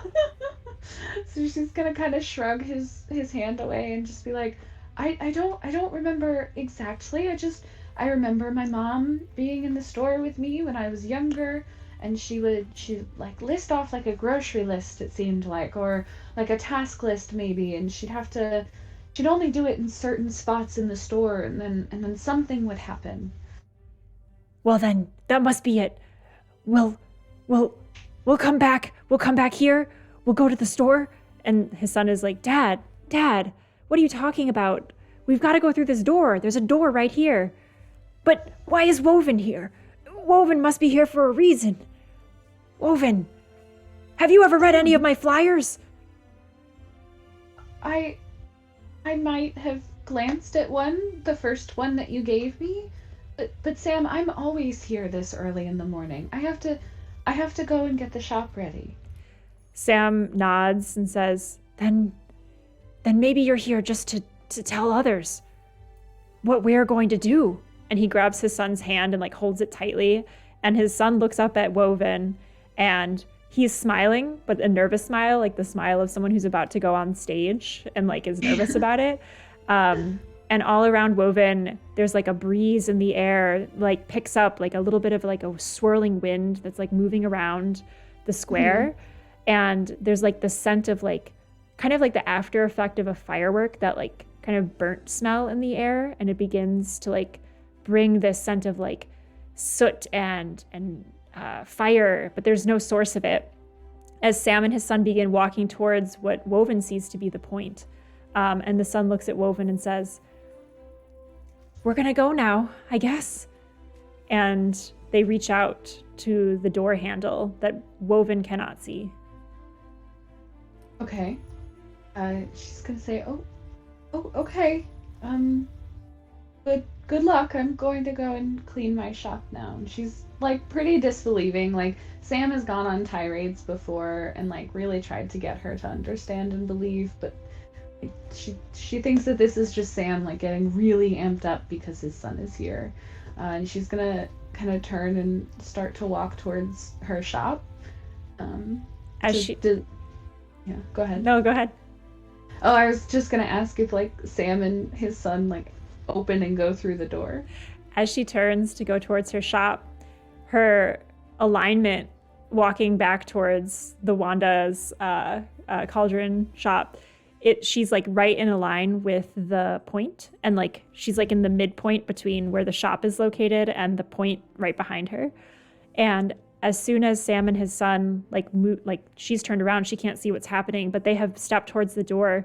That burning smell intensifies, and as her foot strikes the ground, she looks down and can see a point of light emanating from behind her, jutting out towards the shop in front of her, lighting up the path that she's walked so many times to set up all the signs. There's like a glowing light in the ground, and the smell of burning and the rush of wind kind of like whips her hair up, and in her mind, there's one word that's like an audiobook voice almost that like enters her mind, and a power word enters her mind. What is the word? Broomstick. Broomstick echoes in her mind, and there's a flash of energy behind her. Okay. She's gonna turn and see that like Sam and his son are not there anymore, and she's going to run along this light path because her mom has said some things about the store, and there's this whole legend about the store and everything, and she's seen nobles and she's not entirely sure what they're doing. She's going to run along that light path and see if she can find like where it's leading, or if it's going to the spot that she's thinking of, one of the spots that she's thinking of in her mom's store, or anything like that. I think that's a good kind of stopping point, honestly. What's her true name? Yeah, her true name is going to be remind me. Okay, true name. So the true name is going to be Disbelieving Until Proven Wrong. Type of a thing. I love it. Awesome. And let's do an event to end our round. And I think, just because I want to be conscious of time, we can actually end game here. There's another wrapping up of the event, if you're comfortable with that as well. Do you feel like it's a good time to wrap? Yeah, that sounds good. Okay. So let's do our closing event. Okay. So you named the compass, so you choose the event. Okay. So for our closing event on this round, it can be related to the compass, it can be related to a card, it can tie up loose ends or questions, it can be a way to highlight the compass in a way that was unexplored. So, the event, what has changed? What has changed is, so all of the nobles are hiding, this pillar has opened, there's a ley line going towards the store, and there's this ethereal singing in the air. And what has changed is in all of the bunkers, the royals begin to feel their magic leaving them. All of their power begins to fade. And they feel it like similarly after you exercise and you're just drained. It's like they feel spent of all of their magic. And all around the city, different people, mostly children, begin to feel magic in them for the first time. Particularly kids that had been partying at the punch bowl and are kind of passed out after a long night. Many of them also begin to feel this, but all throughout the city, it's like a little spark, like a little fire burning inside that that transfers in a way. And this happens in a burst of energy, almost like an EMP that goes through the city emanating from the point. So there's a magic transfer. So good. Okay. So then I think as the voice of the city, I'm going to make a consequence of this. And that consequence is, some of those people waking up at the punch bowl and some kids around, this world. Some of them are saying like, oh, I wish I wasn't hungover, or I wish I could forget last night, or something like that. But anyone saying I wish and then something, their wish just magically comes true.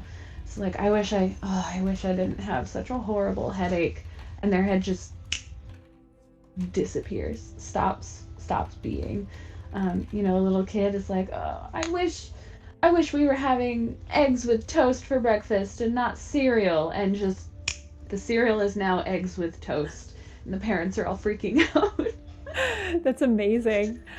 Yes. I will out of turn build on that just a little bit, because I think like within a matter of minutes, probably as people figure this out, and mostly children, the wishes get like crazier and crazier. So like probably within 5 minutes, like elephants are like walking through the street, like Yes. things escalate pretty quickly.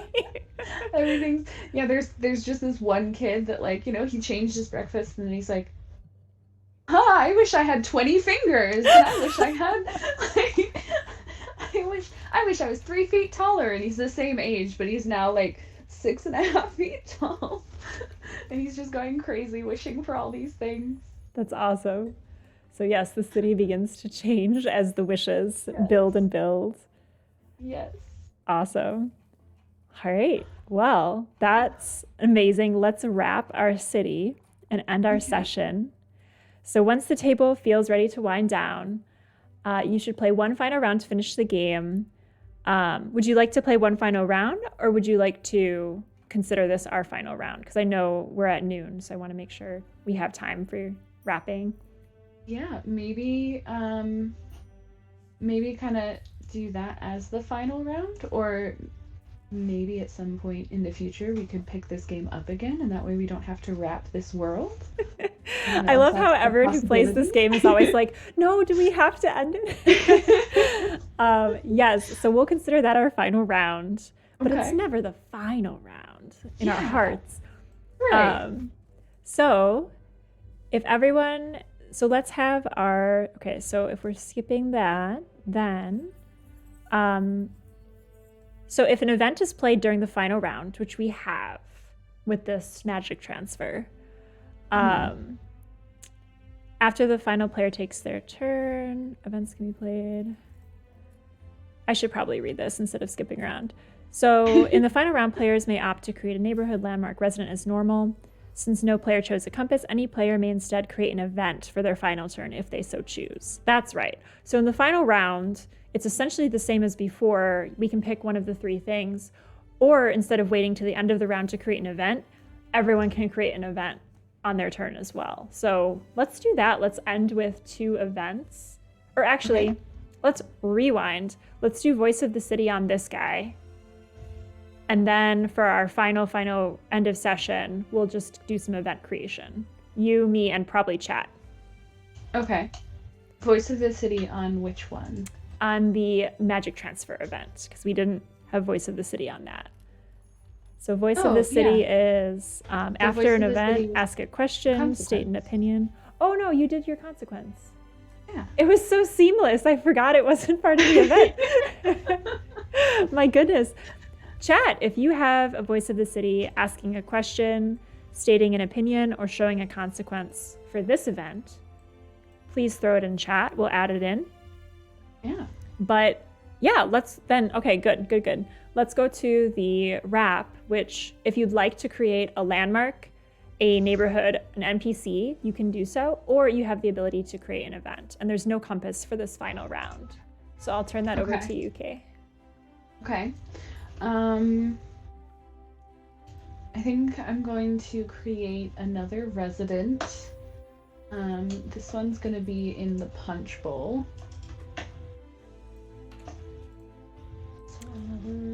Voice of the city from chat on that last event is, does the wish effect fade over time or is it permanent? That's a good question.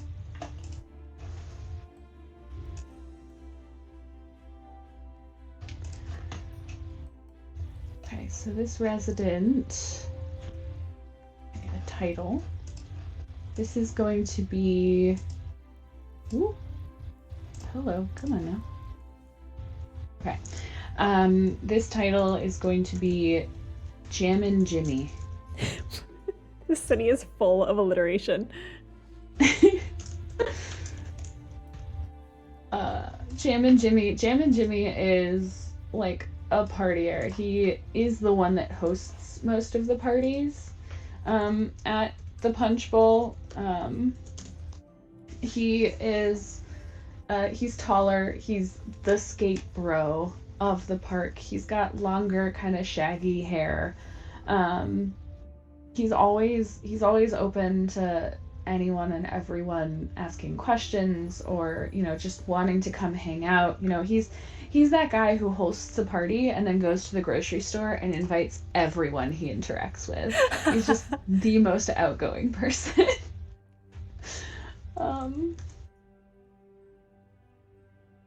Most outgoing person in existence. Tall, shaggy hair, party people.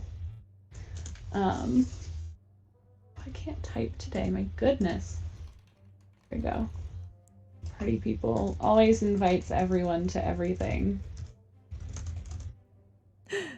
An invitation. If you don't get invited to Jimmy's thing, like, it's inconceivable. Yeah, like what do you mean you weren't invited? That's not how Jimmy works. So yeah, and then true name means that we need a vignette.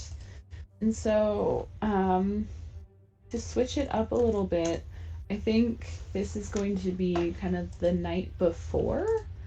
The night before all this chaos and craziness has started happening. And so he kind of he is at the Punch Bowl kind of getting set up and, being the first one there, prepared for everyone else to arrive, and just kind of skating around and cleaning off his wheels because some of the residue from the bowl got on his wheels of his longboard or his skateboard. He just kind of prepping and just hanging out, waiting for people to show up. He feels very uncomfortable being alone and is very anxious for other people to get there. In the silence of the Punch Bowl before people arrive, he can hear kind of the creaking of the old building that was once a wizard school, and kind of like there's these phantom sounds that happen sometimes throughout the hallways. So like maybe like the sound of someone giggling or like the sound of like a magical explosion, but it echoes kind of coming through time and space. He's never been able to tell if it's the drugs or if it's actually happening, but it's been reported by others, so he's pretty confident that something is unique about this space. Underfoot is like the residue of past magical use from hundreds of years ago, just like tarry and black. But if you look close enough, there's like a little bit of a sparkle to it, like a little bit of gold or glint within the residue, but very sticky underfoot, and mixed in with like old beer cans and like lots of crushed garbage and residue from other parties. And he hears the sound of like music, like the heavy bass thumping in the distance, as one of his friends shows up. And this friend has like big ski goggles, but they're like not being worn. They're just like on the head for like flavor. And like baggy clothes, but like too many of them. So just like any weather kind of layer, there's like like wearing clothes for it already. Red hair, like bright blue eyes, kind of like gender androgynous, and runs up to Jimmy, says, "What's up, my friend?" "Oh, hey, how are you? Glad you're here." "I'm ready to party." Nice, nice. Do you know how many people are coming tonight? I don't know, Jimmy, you invite like everyone, so probably a lot. I hope so. I like having a lot of people around. Yeah, I mean, it's nice. It's nice and everything. It's kind of fun, kind of fun. I think I think this one's going to be a real rager, you know? Like I'm ready. Yeah, yeah, I'm ready too. I'm super ready. Oh, thanks for coming early. I appreciate it. Helping me set up and everything. I really appreciate it. How was your day today? Oh, my day. It was all right. I mean, I got hustled by some of the royals down at the grocery store. They were like, "Oh, man, you can't be here." And I was like, "Why?" And they're like, "This is our grocery store." And I was like, "Oh, man, I got confused and turned around on the way over here." And just a little bit of a confusion on my part. How about you, buddy? Yeah, my day was good. I went to the library earlier today. That was fun. Whoa, what's at the library? There's like books and movies and computers and stuff. It's pretty dope. What? Yeah. Wow. Yeah. Is that for everybody or is that like a Royals only thing? No, that's for everybody. I As, think, as far as I know, I've never been turned away. I don't know. as this conversation is happening, the sound of more music, so like the music that this person brought in, is like joined Yeah. with like other types of personal music players and like stereos and speakers as more people begin to arrive. And there's just this cacophony of sound as like everyone has brought their own jams to listen to and they all begin to Yeah. like blend together and the bass is just like rumbling under Jimmy's feet, um, as like kind of the rocks and rubble around begin to like shift. And so some people have to like dodge like beams of wood and like crumbling stone as like this area is no longer very sound. Right. um, but as everyone begins to arrive, you do see someone very clearly marked as a royal, kind of standing awkwardly in the corner, looking around, and locks eyes with Jimmy and kind of gives like a little half-hearted wave. Okay. Jimmy is gonna run right over to that person. Be like, "Hey, welcome to the Punch Bowl. My name's Jammin' Jimmy because I love to jam. What is this your first time here? Do you know anybody here? What's going on?" This royal person has like lots of gold filigree and royal blue clothing, and like her hair is just, like she's female presenting, and her hair is like pasted down on her head, just kind of like chin length, but just the whole thing looks like super gelled, very stiff, with like a silver band around her forehead. And Mhm. she's very like pale and like has very pale hazel eyes and is just kind of like blinking, looking like a baby deer caught in headlights. And she's like, "I met that guy at the grocery store. He got kicked out, but he invited me to this party. Um, I don't usually associate with commoners." That's all right. I mean, we welcome anyone and everyone here. That's cool that you met them. Yeah, they get confused sometimes. They went to the wrong grocery store. It happens. It happens to the best of us. They Yeah, but said that cool. this was the third time they got kicked out this week, but yeah, I think that checks out. Yeah, yeah, they're a little forgetful, but that's all right. Everyone's got their flaws. So yeah, I mean, welcome again, Jimmy. Always fun, always hanging out here. You are more than welcome to hang out and jam with us. If you wanna, bring any music or anything or snacks, we've got drinks over there.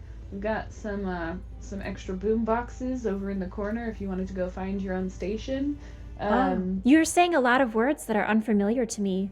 In our royal palace, we only listen to this music. And she like raises her hands up and summons what looks to be like a blossom or like a petal that like opens up and like soft classical music begins to emanate from it, but it drowns out all of the music around, like all of the different types of music that are happening.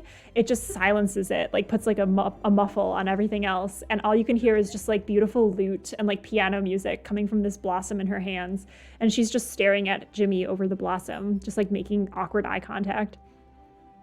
um, Jimmy has never really heard something so like beautiful and soft before. Jimmy, I think, is definitely more of the like, hard rock mixing with pop, mixing with indie, mixing with folk type of a thing. It's like this classical music is brand new to him. And he looks at the flower and like listens for a couple of seconds and then looks at the girl and he's like, all right, I mean, if you can turn it down, that I'm sure that can mix in. We can jam to anything here. So, but we do want volume to be the same for all music because you drowning out other people's music isn't as chill. Me If drowning out they're, like, other people's music isn't as chill, but I was told my whole life that whatever I want, I can have. well, that might be true where you're from and where you usually like hang out and stuff, but here we're more of like a collective. So like everyone gets what they want and everyone gets to do what they want, but nobody is above anyone else here.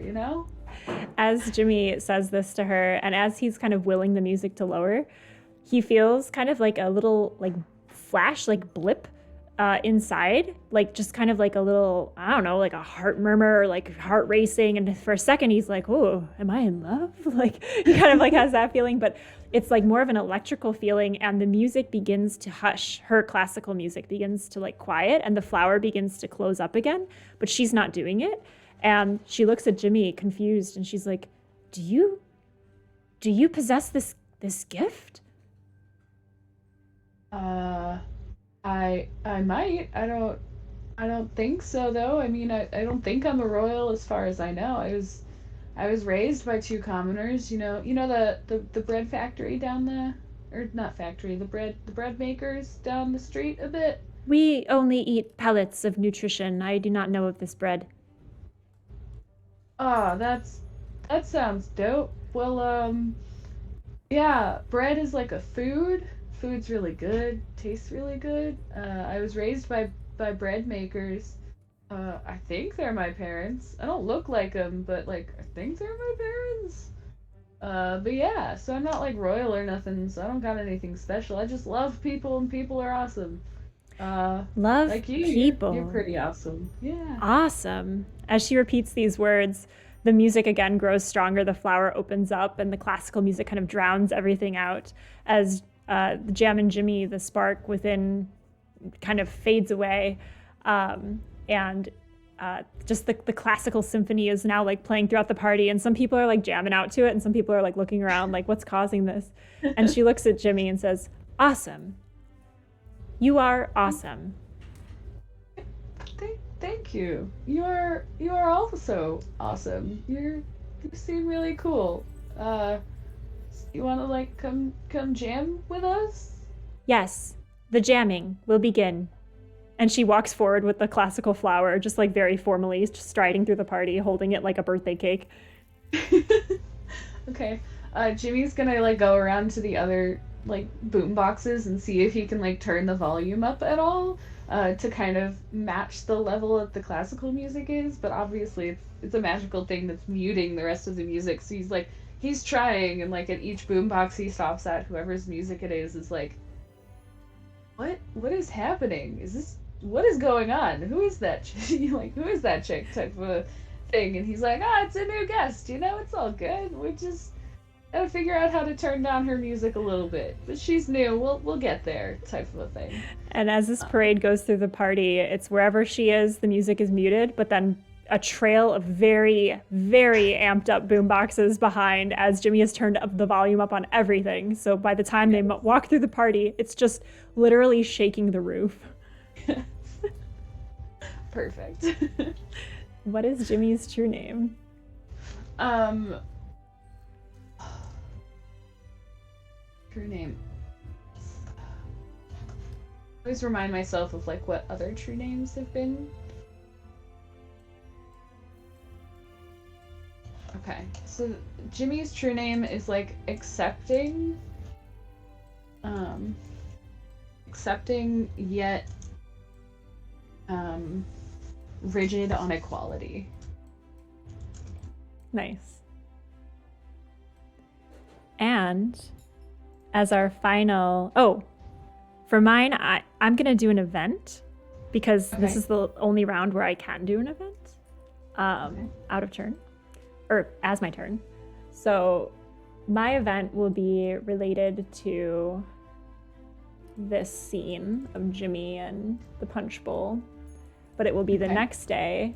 So all of these party goers have woken up basically with wish powers in the morning. Right. So as a or as an event, as everyone's like, oh, I wish I wasn't hungover, and then they're not, or oh, I wish I didn't drink so much, and they didn't. That begins to escalate as it is all around the city, with children also kind of going wild with these wish powers. And this royal individual wakes up and like tries to summon the flower, the musical classical flower, and can't. And as the event is that all of these people at the party, they have these powers. There's such a concentration of those people there, and they're in such a magical space with the residue on the ground, that everyone begins to float up in the air and levitate. All of the party goers, everyone that was invited by Jimmy that has these new powers now, they're floating around, they can fly. It's like very much like they become superheroes essentially. And everyone but the royal woman who had this ability before, she's grounded and she's in the very middle of the punch bowl, and she's like feeling very tethered to the ground, and she looks around and realizes that her power is gone. And everyone begins soaring up through the air as all of these people, individuals, are like flying around the city and looking below, and there's like elephants in the street and chocolate fountains and lots of stuffed animals, like whatever the kids are wishing for. As people in royal outfits and royal uniforms are running around screaming as this chorus of ethereal voices swells, and the point is glowing in the middle of town. So this is all happening at once. Is the point glowing for everyone or just for magical people? It appears to be glowing for everyone. Okay. Cool.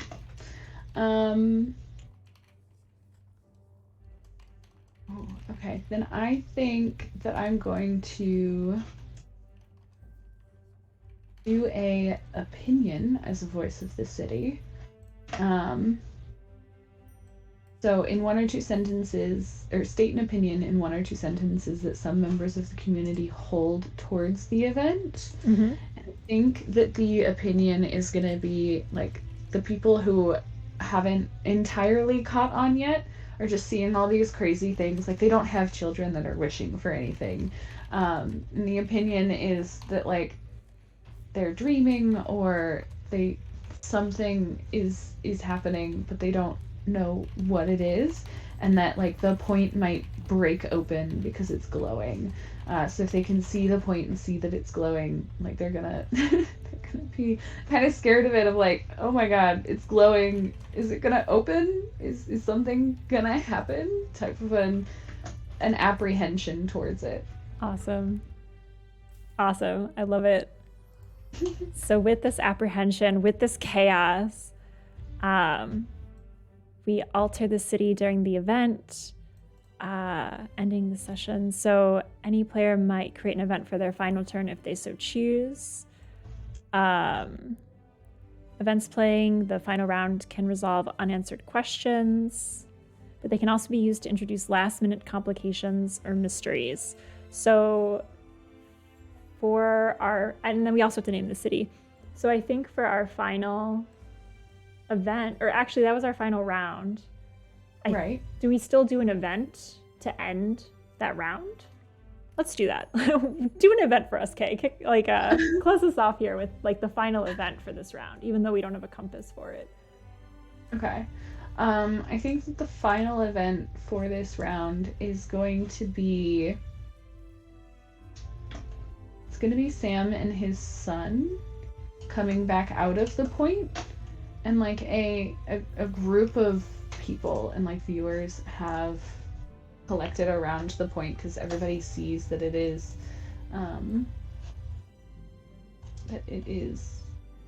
glowing and everything. And so I think what's gonna happen is Sam and his son are gonna come back through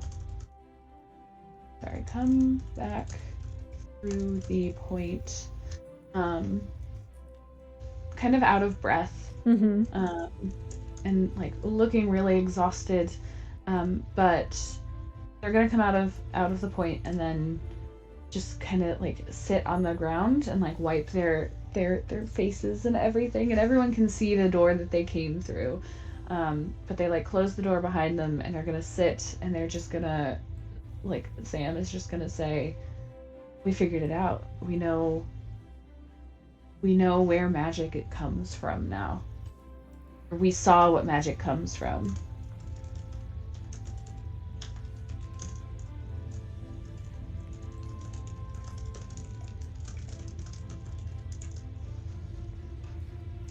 And he's like, I feel like Sam is like very calm in this moment. It's like all of his questions and everything that he's been trying to tell people, everything has just been answered in his mind. And so he's like very, very calm as he says this. And it's very out of character for everyone that sees him because everyone is very used to him being, the world is going to end type of thing.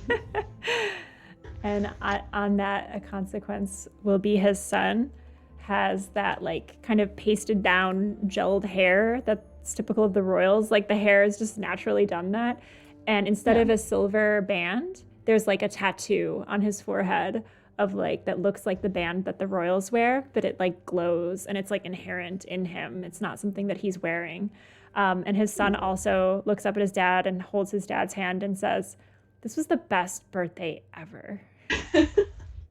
Aww. It's so cute. It's so sweet. And what is the name of our city to end our game today? Are there rules on naming the city at all somewhere? Yeah, it's on page 15. And it says, "You might have noticed that the rules have not asked you to name the city yet. This is intentional. If you feel like you know the city well enough to name it, take a moment to agree on a name and write it on the central index card. Don't try to force it, but be sure to name your city before the end of the game." Okay. So this melodious, airy, bright, but congested and volatile city. What is its name? Chat, we welcome your thoughts as well. Yeah, definitely. This is always the hardest part. It's probably going to be the something, right? That's my naming convention. I know. The something alliterated. Mm-hmm. Oh yeah, it's got to be alliteration. Earlier, Gandhian said in chat, you could say it's an alliteration. Oh my gosh. I loved it so Perfect. much. What about, like, I feel like, would they be so bold as to put magic in the title? They could. Or maybe it's like singing spears or something. Or, well, it used to be a college town for wizards. I'm trying to think of like college town names. Like probably a ville, like. Ooh, yes. Squareville. No.